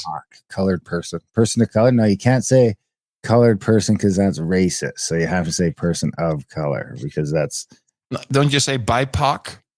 I don't think. I don't think you're colored, Darren. I think you're not dark enough. I think you're just an Indian. I'm just an Indian. I prefer it that way. Yeah, aren't you just a North American Indian? I'm just a North American Indian. Yeah. I'm an Ojibwe. Yeah. I've been assimilated into Western culture. Yeah. Can you get extra payments? Can you get money for that? Can you get some? I can't get any money, but I do. I do sidestep a lot of taxes. Really? Oh, bastard. Yeah. Well, so we have like a rule. I do pay a lot of taxes too because I can't find a way to get out of payroll tax. But so I've written a couple books too about the government versus Indians. So, oh man, you're riding high now. yeah, well, not really. There's really no money in books. John's right. I got to the point too. I just give them away for free too. My books are free at CanadianShame.ca. You can get them there free in audio or in video, or there's links there to where you can buy them too if you want to do that. But I ended up doing all this research on the Indian condition in Canada, and which Indians have to pay taxes and which don't. And so I just I'm prepared to face the federal government in court on its definition of a reservation. Basically. Now, can you start a casino on your property? Yeah, I think you can. Nice. Technically, Nice. Indians don't own any of their land in Canada, so the government owns it all. So it's this weird gray area, but it's starting to shift in some places. And with these pussies in charge right now, I mean, I really think there's never a better time to fight them. I'm trying to get the Indians riled up. Is what I've been trying to do lately. Nice. I don't know who else. That's the minority I'm a part of, because the white people don't seem interested in telling the government to go fuck itself. Yeah. Graham, what's up with that? What's up, Graham? I think I'm trying to get Darren to open up. I'm trying to get Darren to open up an NGO or a charity. So against the alt-right, but really get some grants going, man. Well, it works well. It gives me a lot of I could just say crazy shit sometimes on that other people can't get away with. And when they start freaking out, I just send them a picture of my treaty card, and then they're just like, did I offend you? I'm so sorry. They're programming almost, you know what I mean? That's great. Just saying the word Indian triggers most of them. Yeah. And then I have to show them on my card. Sorry for stealing your land. We should have done a prayer before we started the show. Dude, we're sorry for doing 1/3 of the show on stolen land. Here's the thing: if you cocksuckers aren't just going to give us the reserves, at least give us the land they're living in. Just let them have that. Yeah, otherwise, I agree. Shut the fuck up about your Treaty 7 bullshit. You can count on me, man. I'm all for it. I'll be right there. Give that Indian his land. Yeah, it's this weird system, right? Why should the king own the land that the Indians are living on now? Right. It's held in trust. They don't trust. If they're serious about all the woke stuff, they should. Exactly. It's just that's why it's just virtue signaling. And that'd be that's a small concession they can make that nobody else in the country would even notice. And what I love the most with you two guys, but now I'm fortunate to be a part of it, we can just talk like dudes and just crack jokes about it. And that's how life used to be. It used to be you could make jokes about your crippled buddy, in front of his face, right? And it was just a good time. And we were all just buds, and we were dudes. And you could do and by the way, you gay buddy of ours, you could say stop being gay or whatever. It didn't matter. It was funny.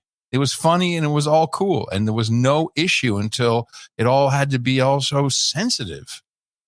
We were just talking about that exact thing. Miles, shout out to Miles. That's who I do all my hunting with.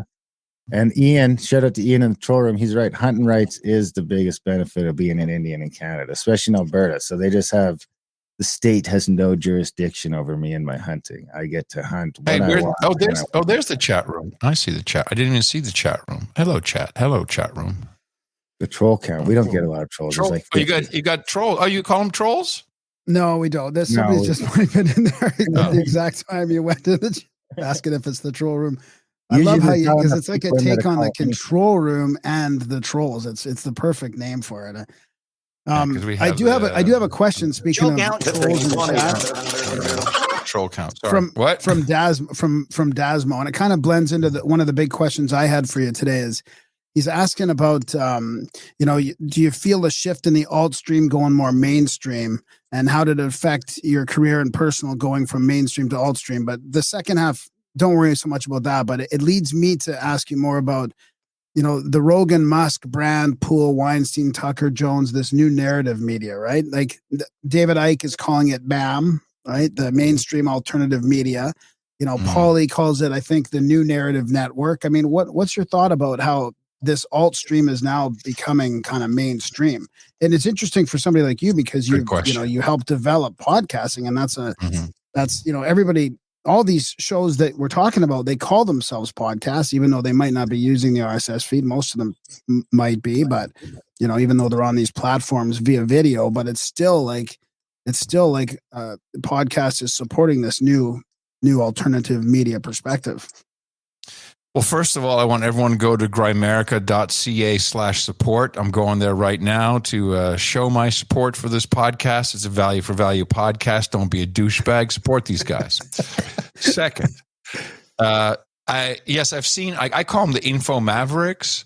And I think that they're, in general, look, everyone out there in the alternative, and I think, a podcast is an with an RSS feed. Otherwise, you're either being supported by some system that is allowing you to continue, and or you're an idiot because you're basically building your house on sand. It can be pulled out from under you, and then, oh, boo-hoo, I'm going to cry. They deplatform me. So not having an RSS feed is stupid.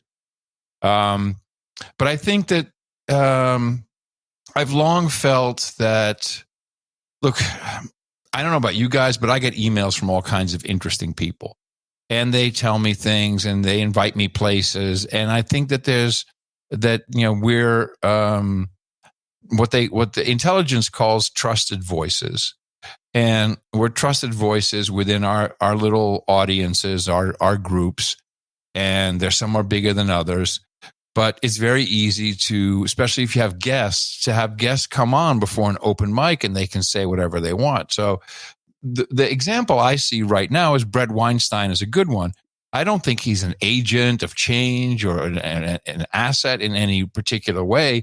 But when he gets invited to go to the Darien Gap, and then all of a sudden he's on Tucker and Rogan and talking about the Chinese invasion of military-aged men, I'm like, that's a narrative. And it's not that is or isn't true. It's a battlefield we're all being pushed toward. And that's what I take exception to.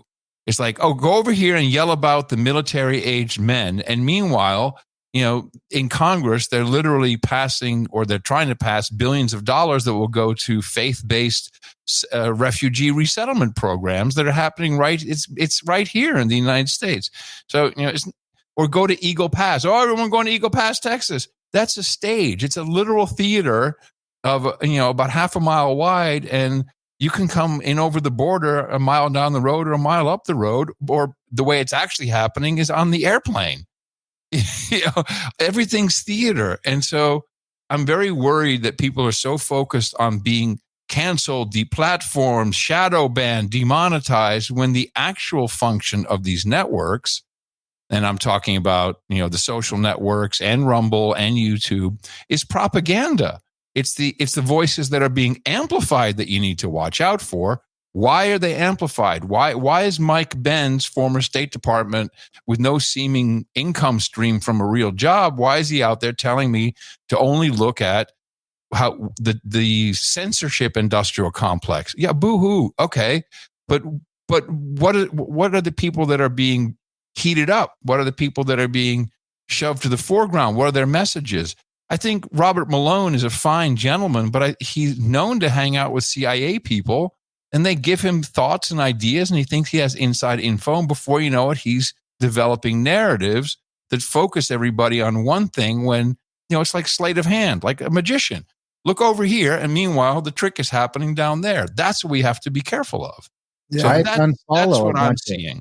A bunch of those Substacks for that exact reason, is they seem to I'm following a bunch of these. Robert Malone was one of them, for seemingly different reasons, and then they're all talking about the exact same thing. It's like, what the fuck? Megyn Kelly, all these people. You guys are supposed to be all independent. You're a fucking vaccine guy, mRNA guy, supposedly. The homesteading stuff I get because you're a homesteader, but why are, I don't have any off the top of my head. Probably the border crisis would be one of them, but it's just kind of like from one alt-right, or, for lack of a better term, from one right talking point to the other. It's like they've become the new right in opposition to the uniparty almost. I like what Garden Revelation said. I'm writing that down. Mockingbird modernization. I like that. Yeah. Well, I have a hard time with the controlled op thing. Everything's a psyop these days, and I have some room for it, but but everything is a controlled op. I want to give a shout out to my buddy AM Wake Up. He does like this morning show, Steve Poikinen, and there's all kinds of people join him on this morning show, and he's calling it the controlled opportunity. And I kind of like that a little bit more. I like that too. I'm writing all this down as homework for me. Show prep. It's not, it's not so much about an op, but there is a controlled opportunity in this new narrative, and people are kind of jumping into it. Because to me, like when you talked about that guy who was on Tucker talking about the censorship industrial complex, like that feels deep, right? It feels like he's calling out the CIA and all these intelligence agencies for getting involved way back when in the internet and all these things. I mean, that's like it's attractive to us, to hear them acknowledge these deep conspiracies that we've been talking about for decades. And I have a hard time imagining where the narrative would be without this controlled opportunity. Like, it doesn't seem like it would be any further ahead. These guys they feel like they're speaking truth to power in a lot of ways. Here's the big one. And I mean, the guy personally, like obviously Joe Rogan's the big one. Controlled op gets thrown around all the time. I don't think you'd be going on a show if you thought that was the case, but he's not. And I've mentioned it's hard, right? You just become the biggest show in the world and you're stuck with that responsibility in the way, but he's not.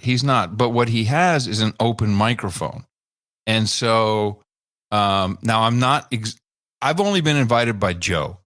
The first time was his booker in Colorado somewhere, Matt. Dags, right? I don't know exactly how the booking process works, other than as far as I know, it's only who Joe wants on the show. But lots of people talk to Joe. I mean, there's hundreds of people that text him. He's a texter. He texts all the time. We text from time to time if I have something interesting to say. And so to me, it's like, and I think that's what I told him. It's like, I see Robert Malone went on his show, and at the time, something that we were tracking was mass formation. And that's a theory by Professor Matthias de Smet from Belgium. And I read his theory in the original Flemish. I speak the language.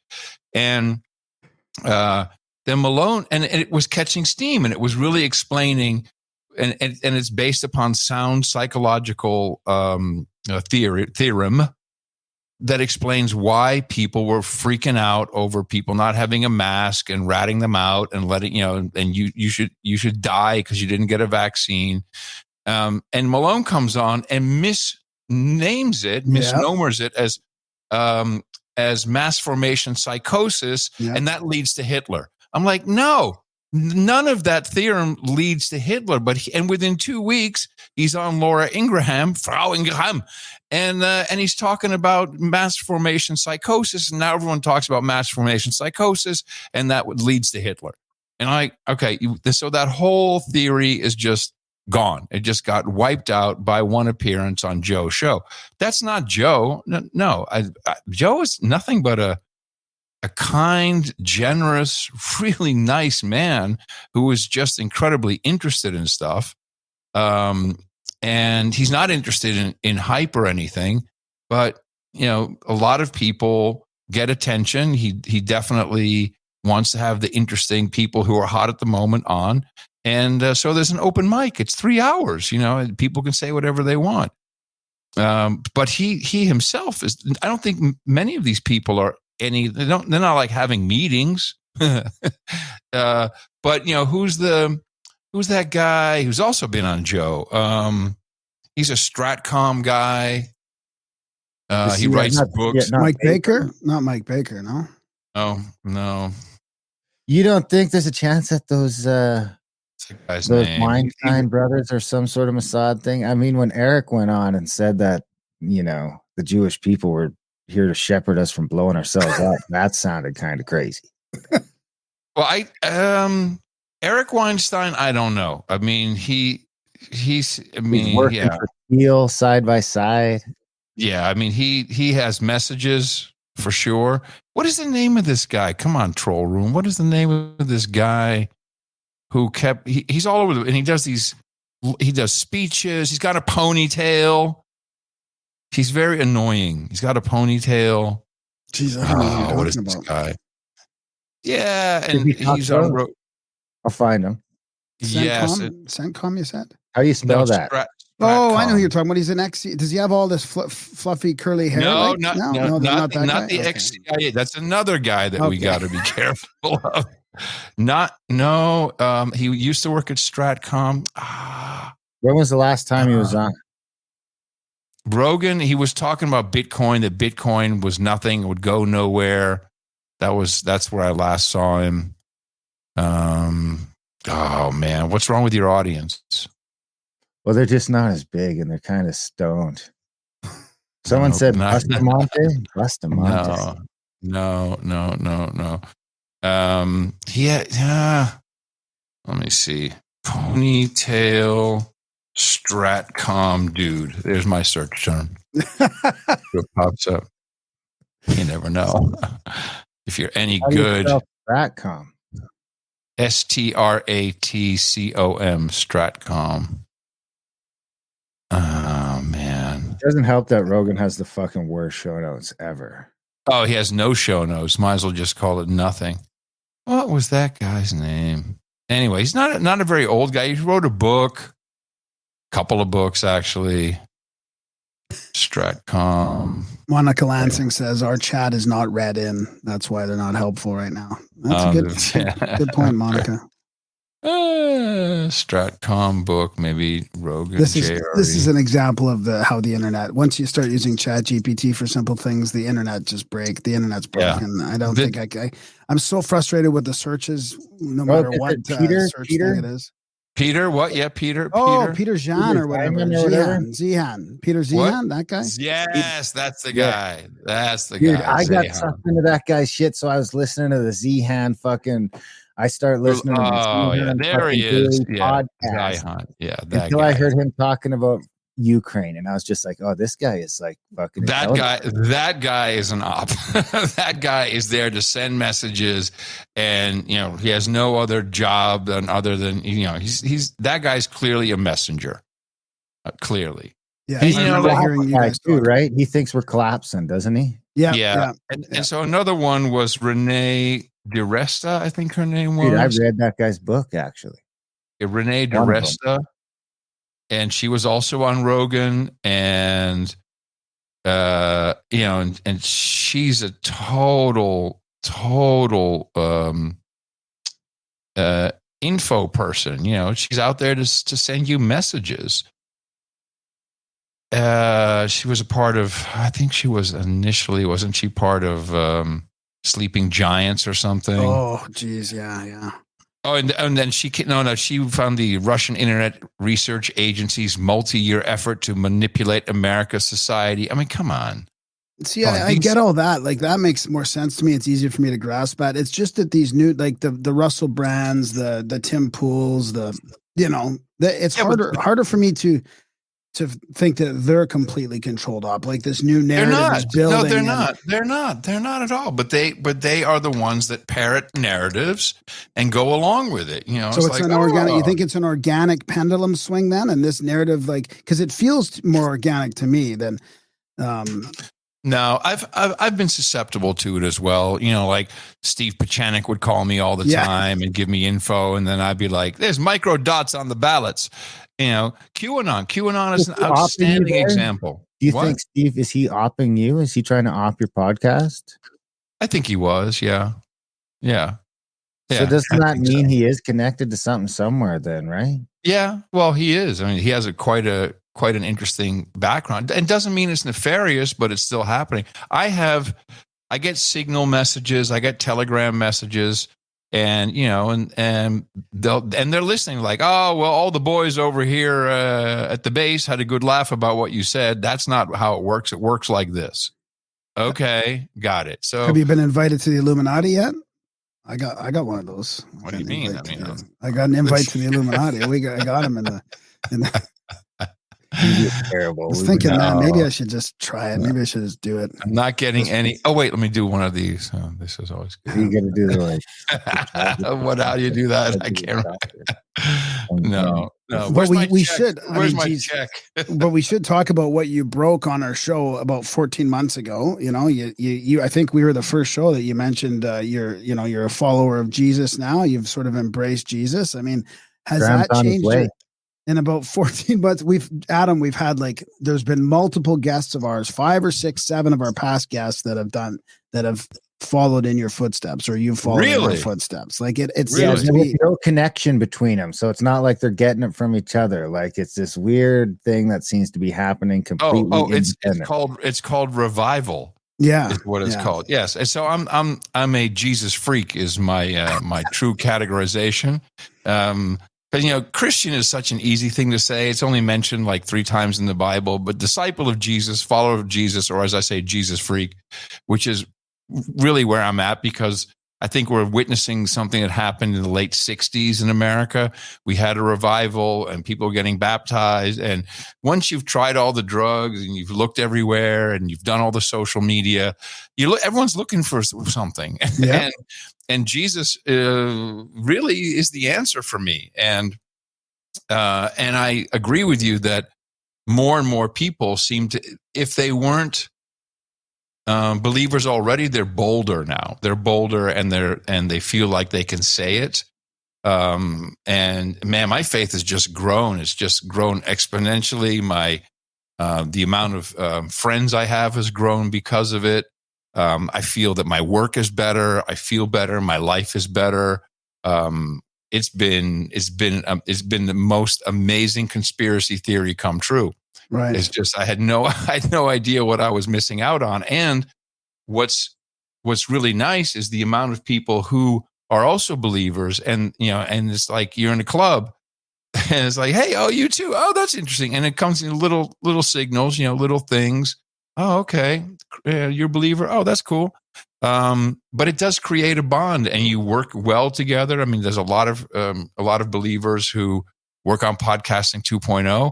And if they're not, they're respectful and I think interested. And Dave and I talk Jesus stuff on the show all the time, just throwing it out there, or some scripture. And we've never had any pushback. No one's run away.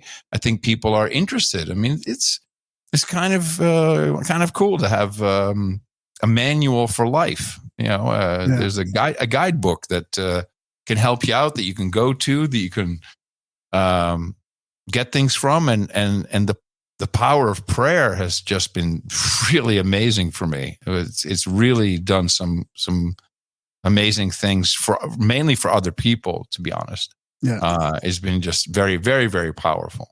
Do you notice the satanic symbolism a little bit more so now that you've sort of gone? I mean, I know you probably noticed it before, but I mean, how overt it is in the pop culture right now. I mean, all the videos, the award shows, the halftime shows. I mean, the symbolism. Like, what does the community think about that?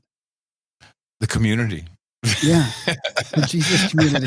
The free community, Jesus free community. Well, here in the community, I speak on behalf of the community at the moment. That's a good one.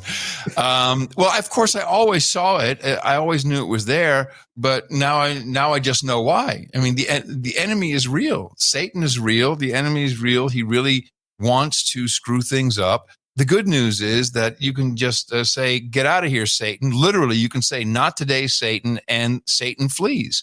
Or I like to say, get thee behind me in Old Elizabethan English. That seems to be more effective. Get thee behind me, Satan.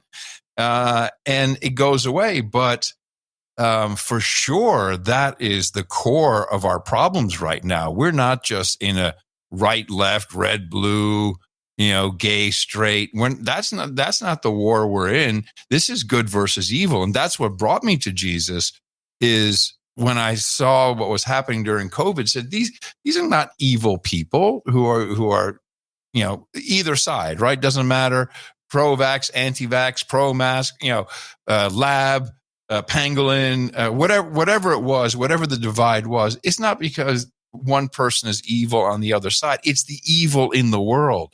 It has existed, and it's very strong, because look at the wars that we're having. Look at the completely idiotic wars that are taking place. What is war? It's not even a modern concept. Why? What are we throwing hot lead at people, at each other in a desert, in the sand? How dumb is this when we have phones and we can do all this incredible stuff?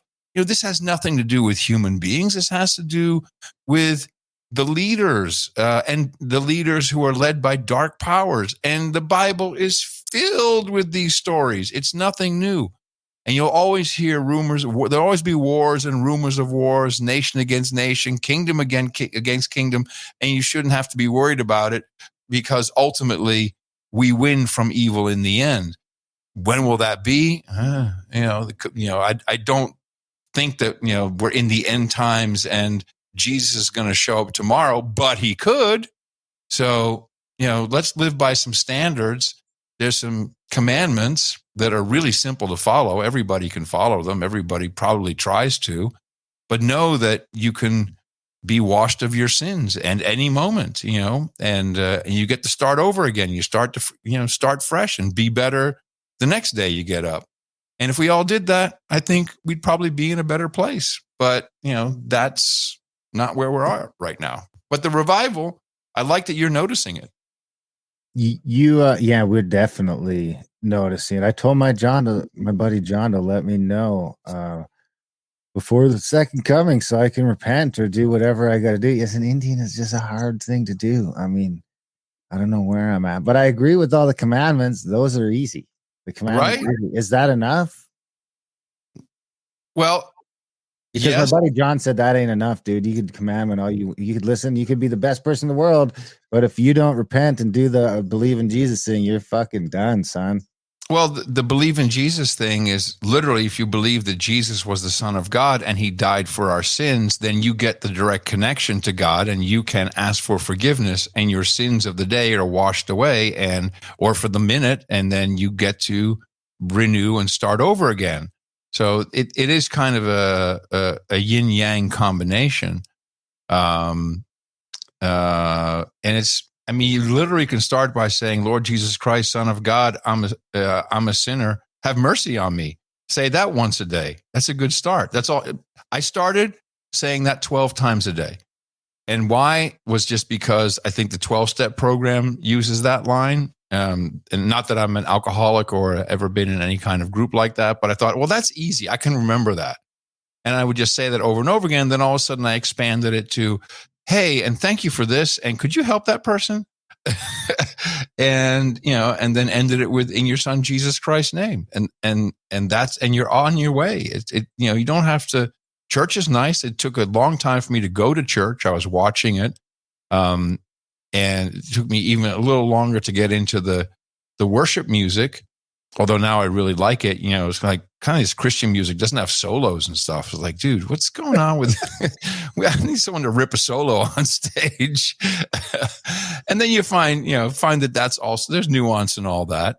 But I don't think there's a right or wrong way to, quote, come to Jesus, that's at your own pace, brother. There's not, for me, it's not like, oh, you got it. You're doing. In fact, I went on Rogan and talked about my faith, and I only got 5 negative comments, and it was all from Christians who told me I did it wrong. Like, oh, you didn't say it right. Yeah. And it's like, okay, whatever. But there's more people now that are saying, I grew up Catholic or, whatever denomination, and I definitely haven't thought about it. I want to try it again, because I think literally that's, people want something like this. They're looking for this. They're looking for reason in their life. They're looking for something that, television, social media, drugs just can't give them. And I didn't give up drugs for Jesus. I was a big weed head. I gave it up to keep my mouth healthy from, I had a whole lot of work done.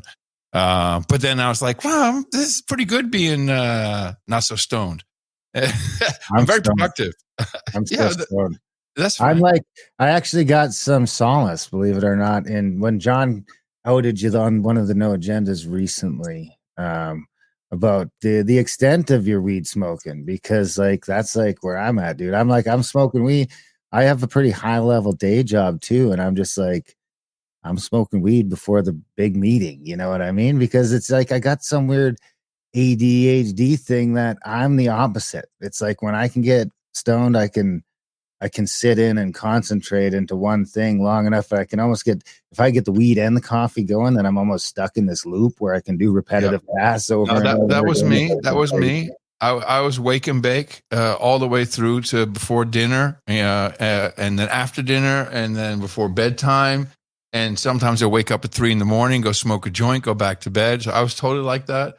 And I stopped really because my periodontist said, dude, we got some work to do. Stop putting fire in your mouth. And I'm like, I'll just give it up. And I gave it up. And then I didn't go back. I just stopped. And I think I had a gummy or two, maybe it's been 14, 15 months. I think I've had a couple gummies, but it didn't really do it for me. And now I do vape. I just vape nicotine, very low level, but I like that. I think it's, I've been smoking weed since I was 13. So, just putting something in your mouth all day long is like, that's harder to give up than the actual substance. But I was surprised. I had no withdrawals. I had a project I was going to do right away. I was going to build a knowledge database for all my show notes, and I was very productive. And it hasn't really been any different for me. Oddly, our gay troll finally showed up. Oh yeah, Andre. Where is he? He's Andre. That's Andre, the Oklahoma. Oh, Andre the Whopper. Andre the Whopper, yeah. So you mentioned the prayer thing. You've had obviously a pretty successful career from the outside. I mean, if you're a No Agenda listener, obviously it's had some ups and downs along the way, but you have been able to find arguably the top of a couple different industries, podcasting being one of them, the MTV thing back in the day. I forget I'm not sure exactly what you had going on with helicopters, but it sounded like you had some other business there that was blowing up for a little while before it wasn't. Did you ever do any of the sort of Napoleon Hill style New Thought stuff? Like, you seem like a pretty positive person already, but have you because I'm a big proponent of the sort of, you can create your own reality if you can sort of lean into the uncomfortable stuff and work your ass off. And there's something to the secret. It's just not in the book. Oh, well, I realize now that was not me. I didn't invent podcasting. God gave that to me, used me for these reasons. And then, so I'm connecting the dots now. I'm seeing the path that he put me on. You can plan your path, but God's going to make your steps. And I see all the different things that he exposed me to, and then the choices that I made inherently just because I was interested or liked doing it, and that brought me exactly to where I am today. And clearly, part of my job, the reason why I'm here, is podcasting, and is to protect podcasting, protect free speech in that manner. I think also helping the creative arts through it. So we're doing a lot of stuff with music now. We're trying to blow up the old music industry, and also using value for value. It seems pretty narrow, but that's where I am. And now, obviously, I also use the same channels to share my faith when people are interested.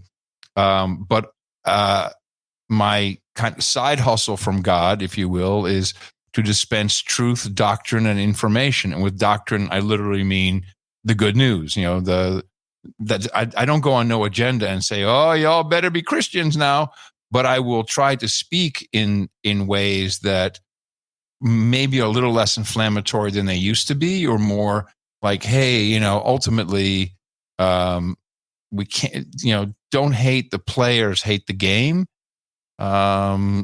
It's the hardest part I find of being a Jesus freak is the idea that you pray for your enemies. I was just going to say that. It's hard. It's hard.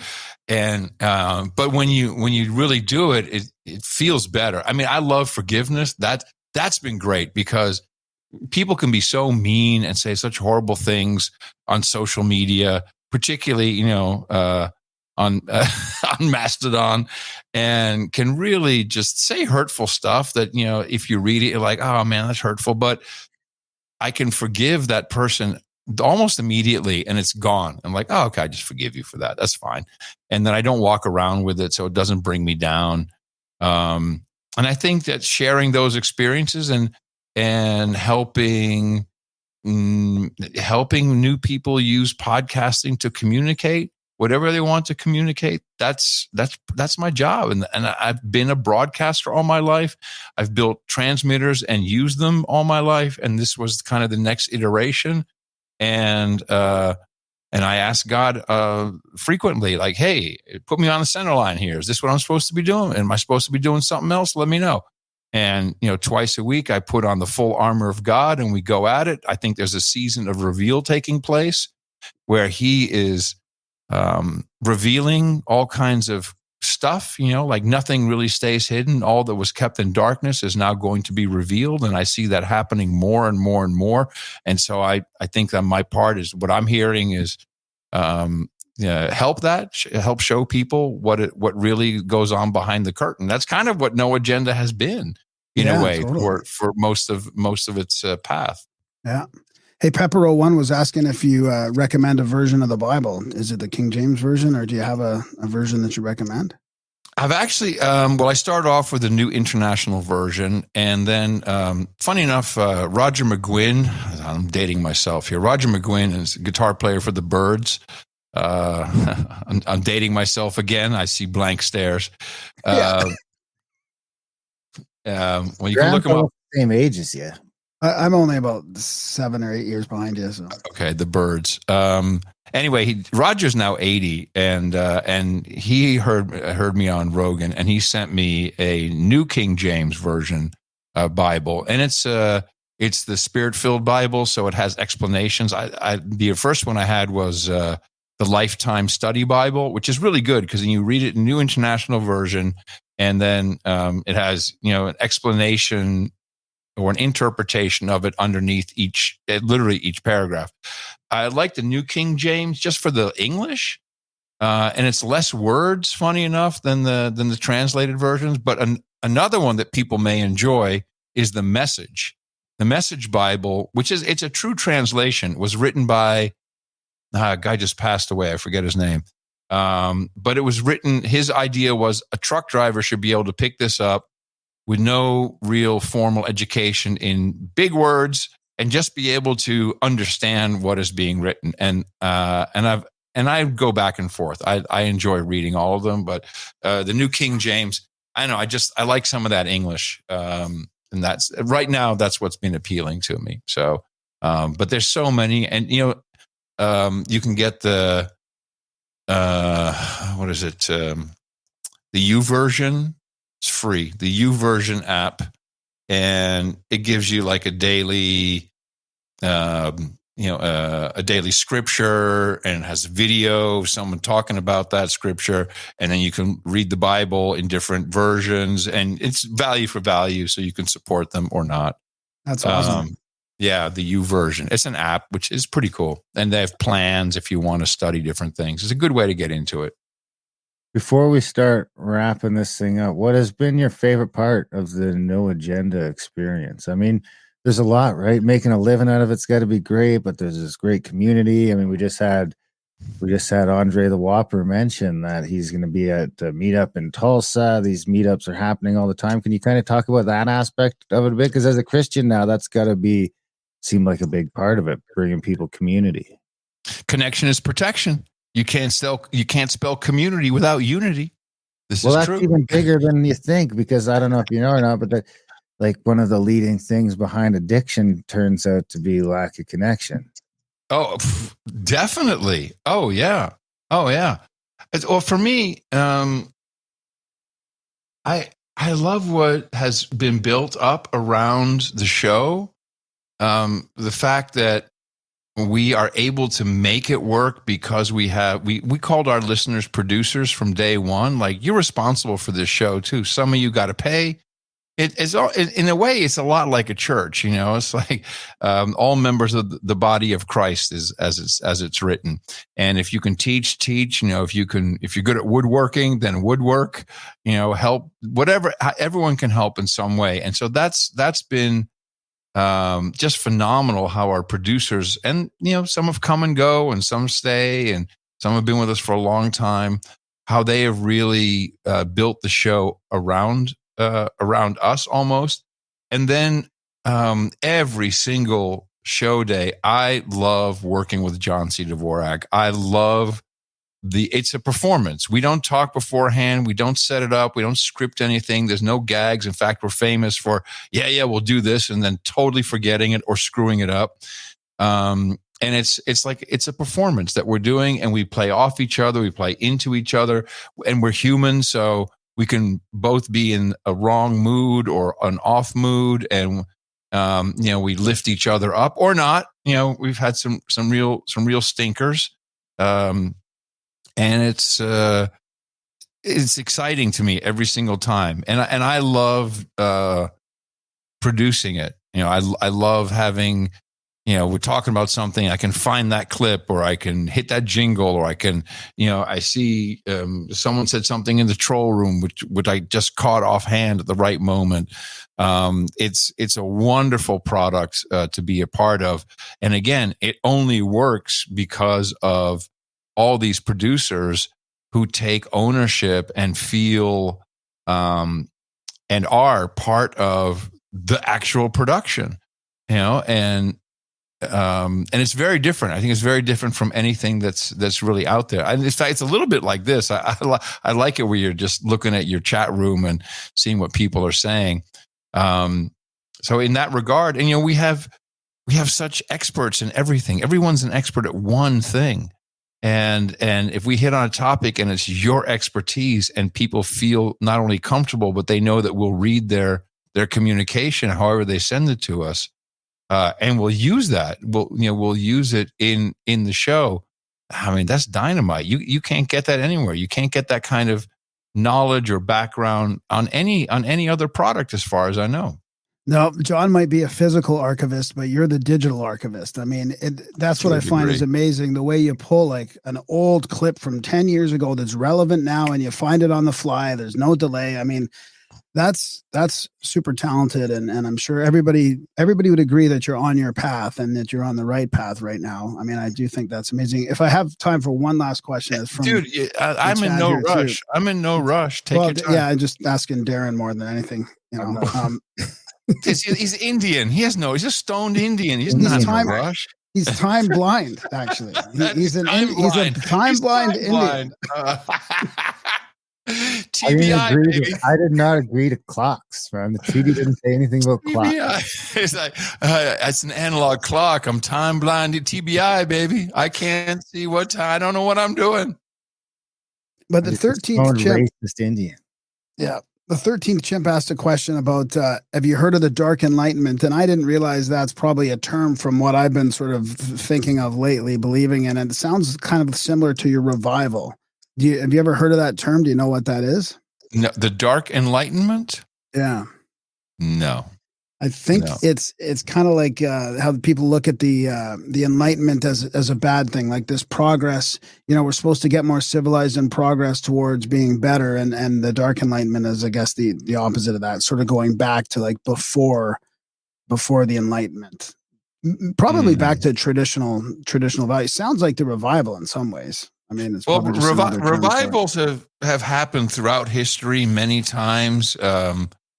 And it's all written in the Bible. My favorite one is where, they're digging through the ruins and they find, oh, what's this? It's a Bible. And then, when someone starts reading from it, and then people are so enthralled by it that they come back every day and say, hey, bring out that book, man. Where's that book? Bring out the book. And then they start reading the book. We're seeing it here in, Fredericksburg is, 12,000 people or something that live here. There's 60,000 on the weekend because we're kind of a touristy place for that. But our church sees 800 people. It's like 10%. And there must be 20 churches around us. So, and this has been growing and growing. We had to go to 3 services because people are they're looking for something. And whether that's the Dark and Enlightenment or whatever you want to kind of resist we much, whatever you want to call it, there's something going on. There is something happening, and maybe even because certainly here in the lower 50 below you guys of North America, white Christians are the fault of everything. I was just going to say there's something to that because, a lot of the alternative media that people we have on, our friends, our groups are kind of rebellious.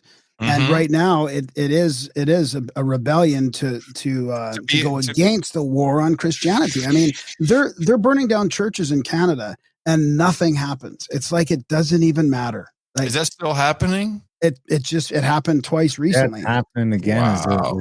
It's come up again. This time it's not on reserves, I don't think, is it? Now it's just like general churches. Yeah, one was in Saskatoon. I mean, and they caught the guy, and I think he just got a slap on the wrist or something. Wow. And, I mean, it's just... Well, it's not just Indians now. They've got like everyone riled up against the church. Really? It seems like, I mean, we're up in communist Canada, I mean, what are they afraid of is my question. What are you afraid of? What are you afraid of? What are you afraid? You think, are you afraid of Jesus? Are you afraid of God? You should be, but that's just interesting. It's like, I'm going to burn this down because that's going to get me. Well, how about when the premier gets like torched by the entire country for saying like, okay, we're not going to let you cut your tits off until you're 18. And you can't do the puberty blockers until you're 16, and you got to tell your parents about it. And everyone is freaking out. Yeah, what's her name? Danielle Smith. Danielle Smith. Yeah, I saw that. I'm like, well, you go, girl. And by the way, honor your father and mother is kind of up there. It's like, which means you shouldn't be trying to do stuff without telling your mom and dad. I mean, that's one way to look at. And school teachers should also honor a child's mother and father in that way. That's just one of the oldest ones. It's in the commandments. So, it's like, hello, that seems like a pretty obvious one. And people are flipping out over that. I mean, that right there, that's the enemy. To me, the enemy works that way.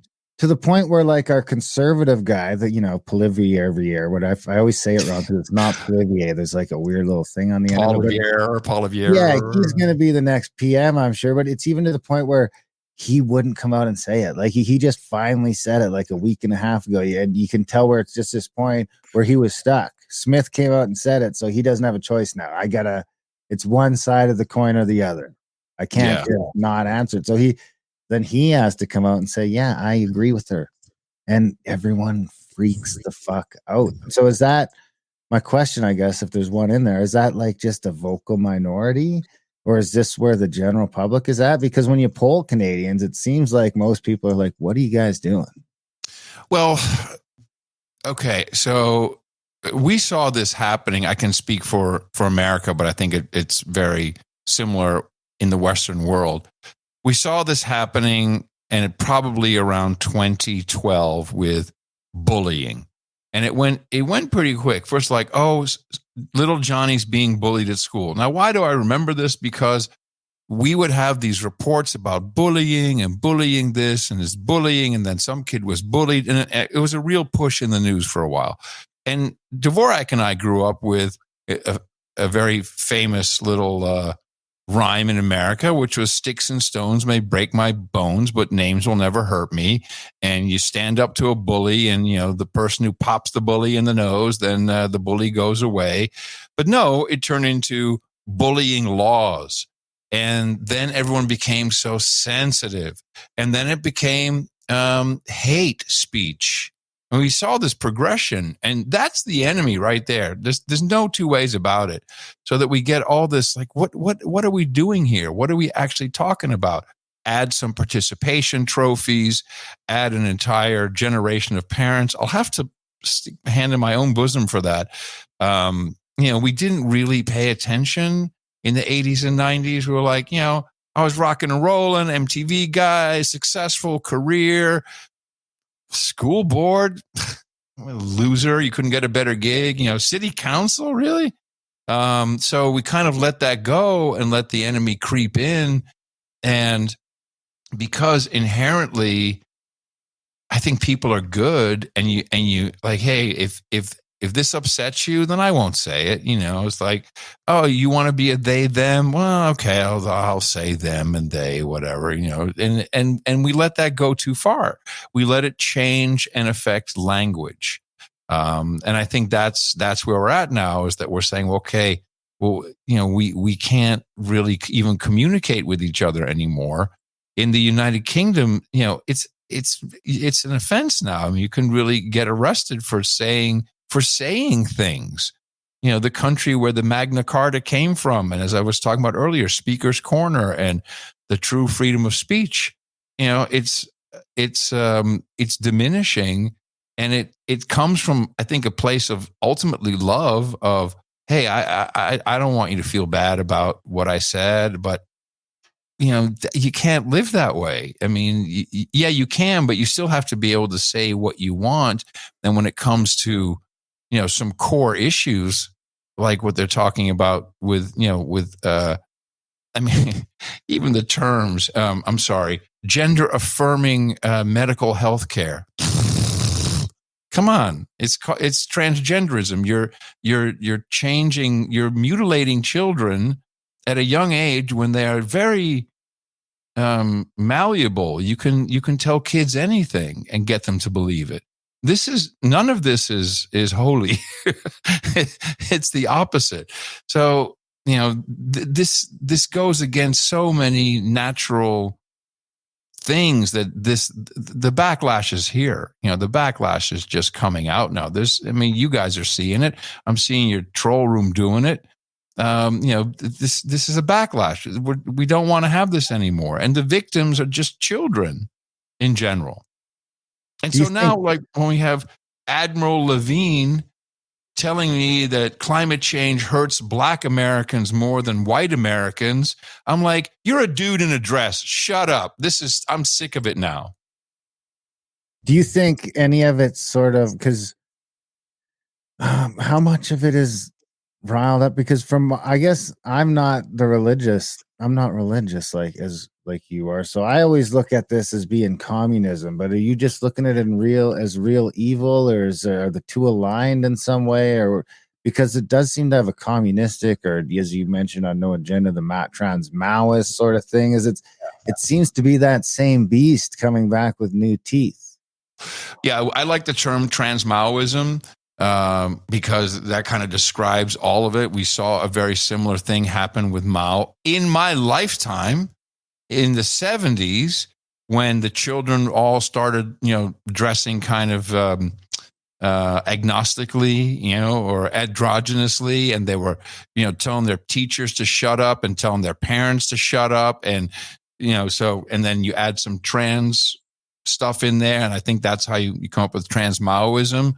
You know, what is the true nature of that? I think when you have people who have given up on God, when you give up on, and I don't like the term religious per se, because it, you know, that sounds like rules and stuff. But when you give up on believing in God, and I certainly was not raised in any manner of that, I would say, like most people, I believe in a higher power. You know, I think something's going on, you know, the universe, which is a very Rogan-esque thing to say.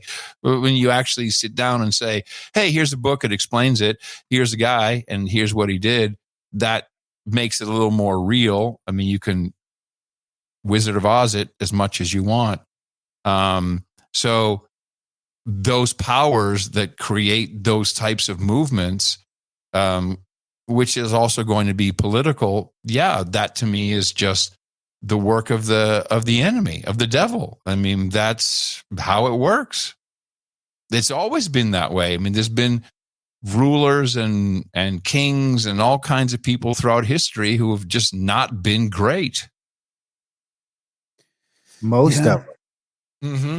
Mm-hmm. I like the Snake Bro. Shout out to the Brothers of the Serpent. They're also supporters of you guys too. All of our buddies ended up coming over to No Agenda. It's like once you hear it, you can't go back. So if you haven't listened, it's like eating potato chips. Take a listen. But you know, their big thing is you got to remember that, you know, the last couple 100 years is the exception. For most of the time, it's been brutal assholes running the place. Yeah, we're actually in one of the best times of all, really. But you know, I look at the technology. I mean, the technology has really run us for a loop. Not technology per se itself, but the application of it. And I really, really feel bad about social media. I mean, just the fact that it's called social media to me means is unsocial. It's doing bad things. It's just not good. It's not a good thing. it's there's just a lot of abuse going on right now, and it's only made control and abuse of people easier. It's just made it that much easier. People think, oh yeah, we've got free speech now. We can say anything we want to, but it's only made it much, much easier for governments to control and propagandize people. And what happened with COVID, I mean, especially for the Canadians, was just unbelievable. Unbelievable, the evil that took place, and pitting brother against brother and family member against family member. What else could it be? Yeah, it's not quite over. It's not quite over soon. I feel like we are on the downswing of it. Well, what's the situation there? Going to catch up with everyone eventually. What's the situation there? What do you mean it's not over? Well, they're still pushing certain it. things. Yeah, they're still pushing. I'm not even allowed on I have some job sites in British Columbia and I'm not allowed on them because I'm not vaccinated. So, I mean, that's still a thing. The masks are back in some of the hospital settings. When I go for the physio on my finger now, all the nurses have to wear masks again. It's like, it's just creeping. It's like lingering around, it's not going far. It's making sure we still know. It's like, I think the healthcare workers in BC are still not allowed back. So they're still pushing procedures that are, that we pretty much know are dangerous now, So anyway, I would say as a parting shot regarding that, try and love your enemy. Forgive that person who excoriated you. I have learned, it's crazy how well this works. When you forgive, so you don't have to say, I forgive you. You can just say it to yourself, to God, I forgive that person for being horrible to me. 9 times out of 10, that person will, out of the blue, say, hey, how you doing? Hey, I'm sorry about how that went down. It's amazing how well that works. When you forgive someone, forgive me of my debts as I forgive my debtors.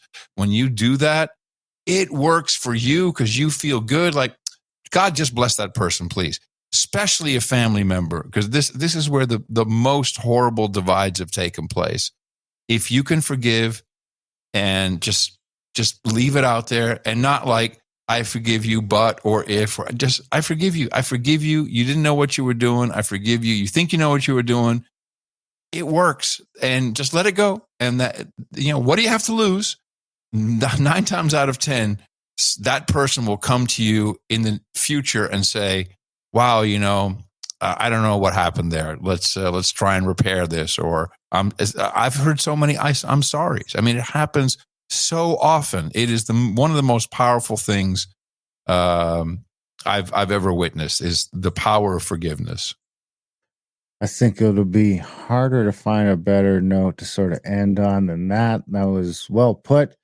Adam Curry, thank you for your courage and we've been following you guys along the way. If it weren't for shows like yours, who knows if we'd even still be podcasting. So big thanks for that, for the podcasting 2.0. Because Graham, we are working this into a living. Graham's already doing it as his livelihood. I'm working in that direction. So we have that debt of gratitude for you as well.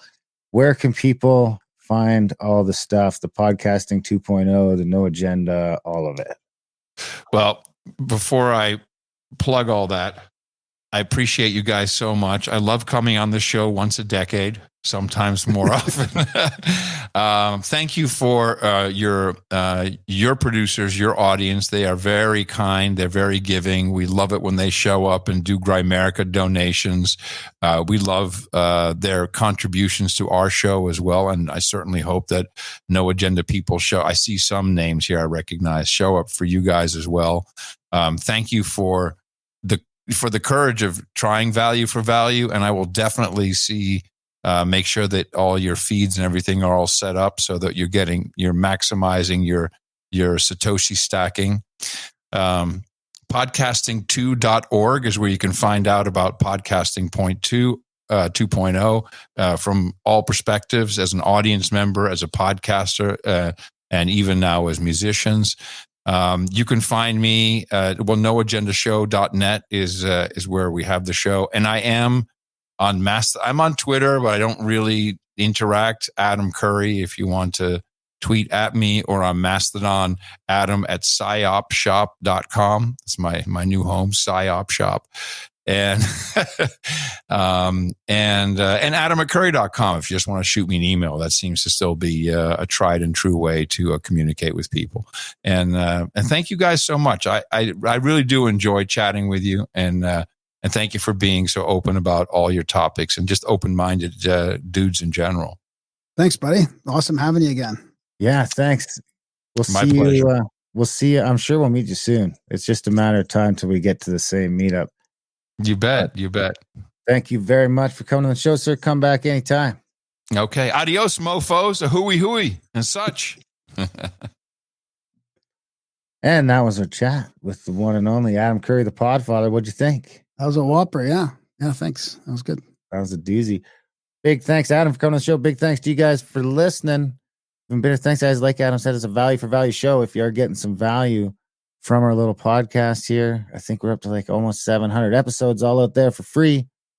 Head over to greyamerica.ca/support today. Sign up for a monthly or make a one-time donation. You make a one-time donation over 50, we'll read your note on the show like we've been doing lately, so that's fun. And, of course, adultbrain.ca for the audiobooks. GreyAmericaOutlaw.ca for the stuff they want to cancel us for. Contact at the cabin for the trips. Other than that, we love you guys. Thanks for listening.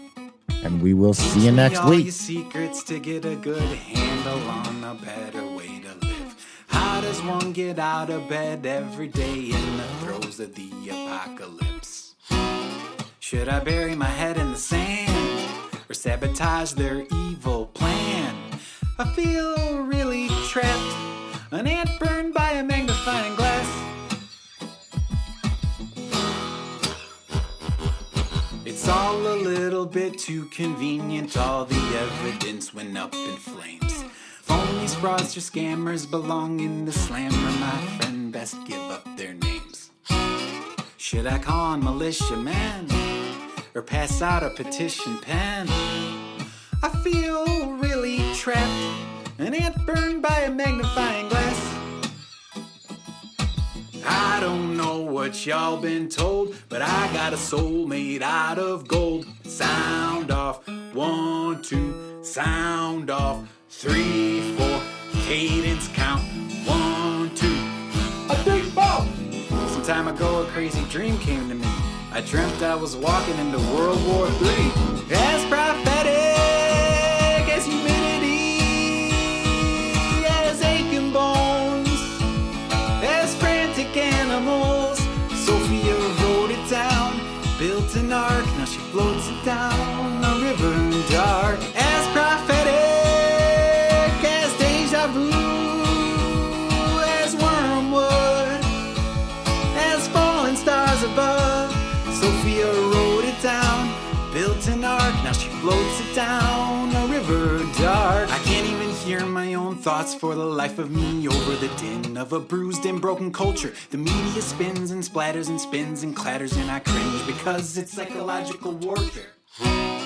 Don't you feel yourself getting really mad? How did we let it get this bad?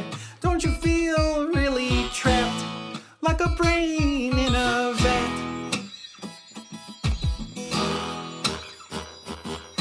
Trying really hard to close Pandora's box, but sirens are singing me off a cliff. I'm looking to hitchhike to Shangri-La over yonder. Sophia, would you give me a lift? Hopped out of the Hegelian rebellion. Say goodbye to all you Machiavellians. Let evil destroy itself. I'm bound for Shangri-La. Shangri-La.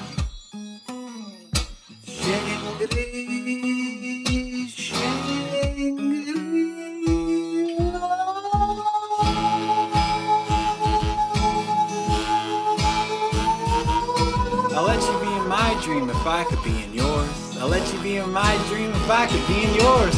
As prophetic as morning doves, as groundhogs, as fallen stars above. Sophia wrote it down, built an ark, now we're floating it down a river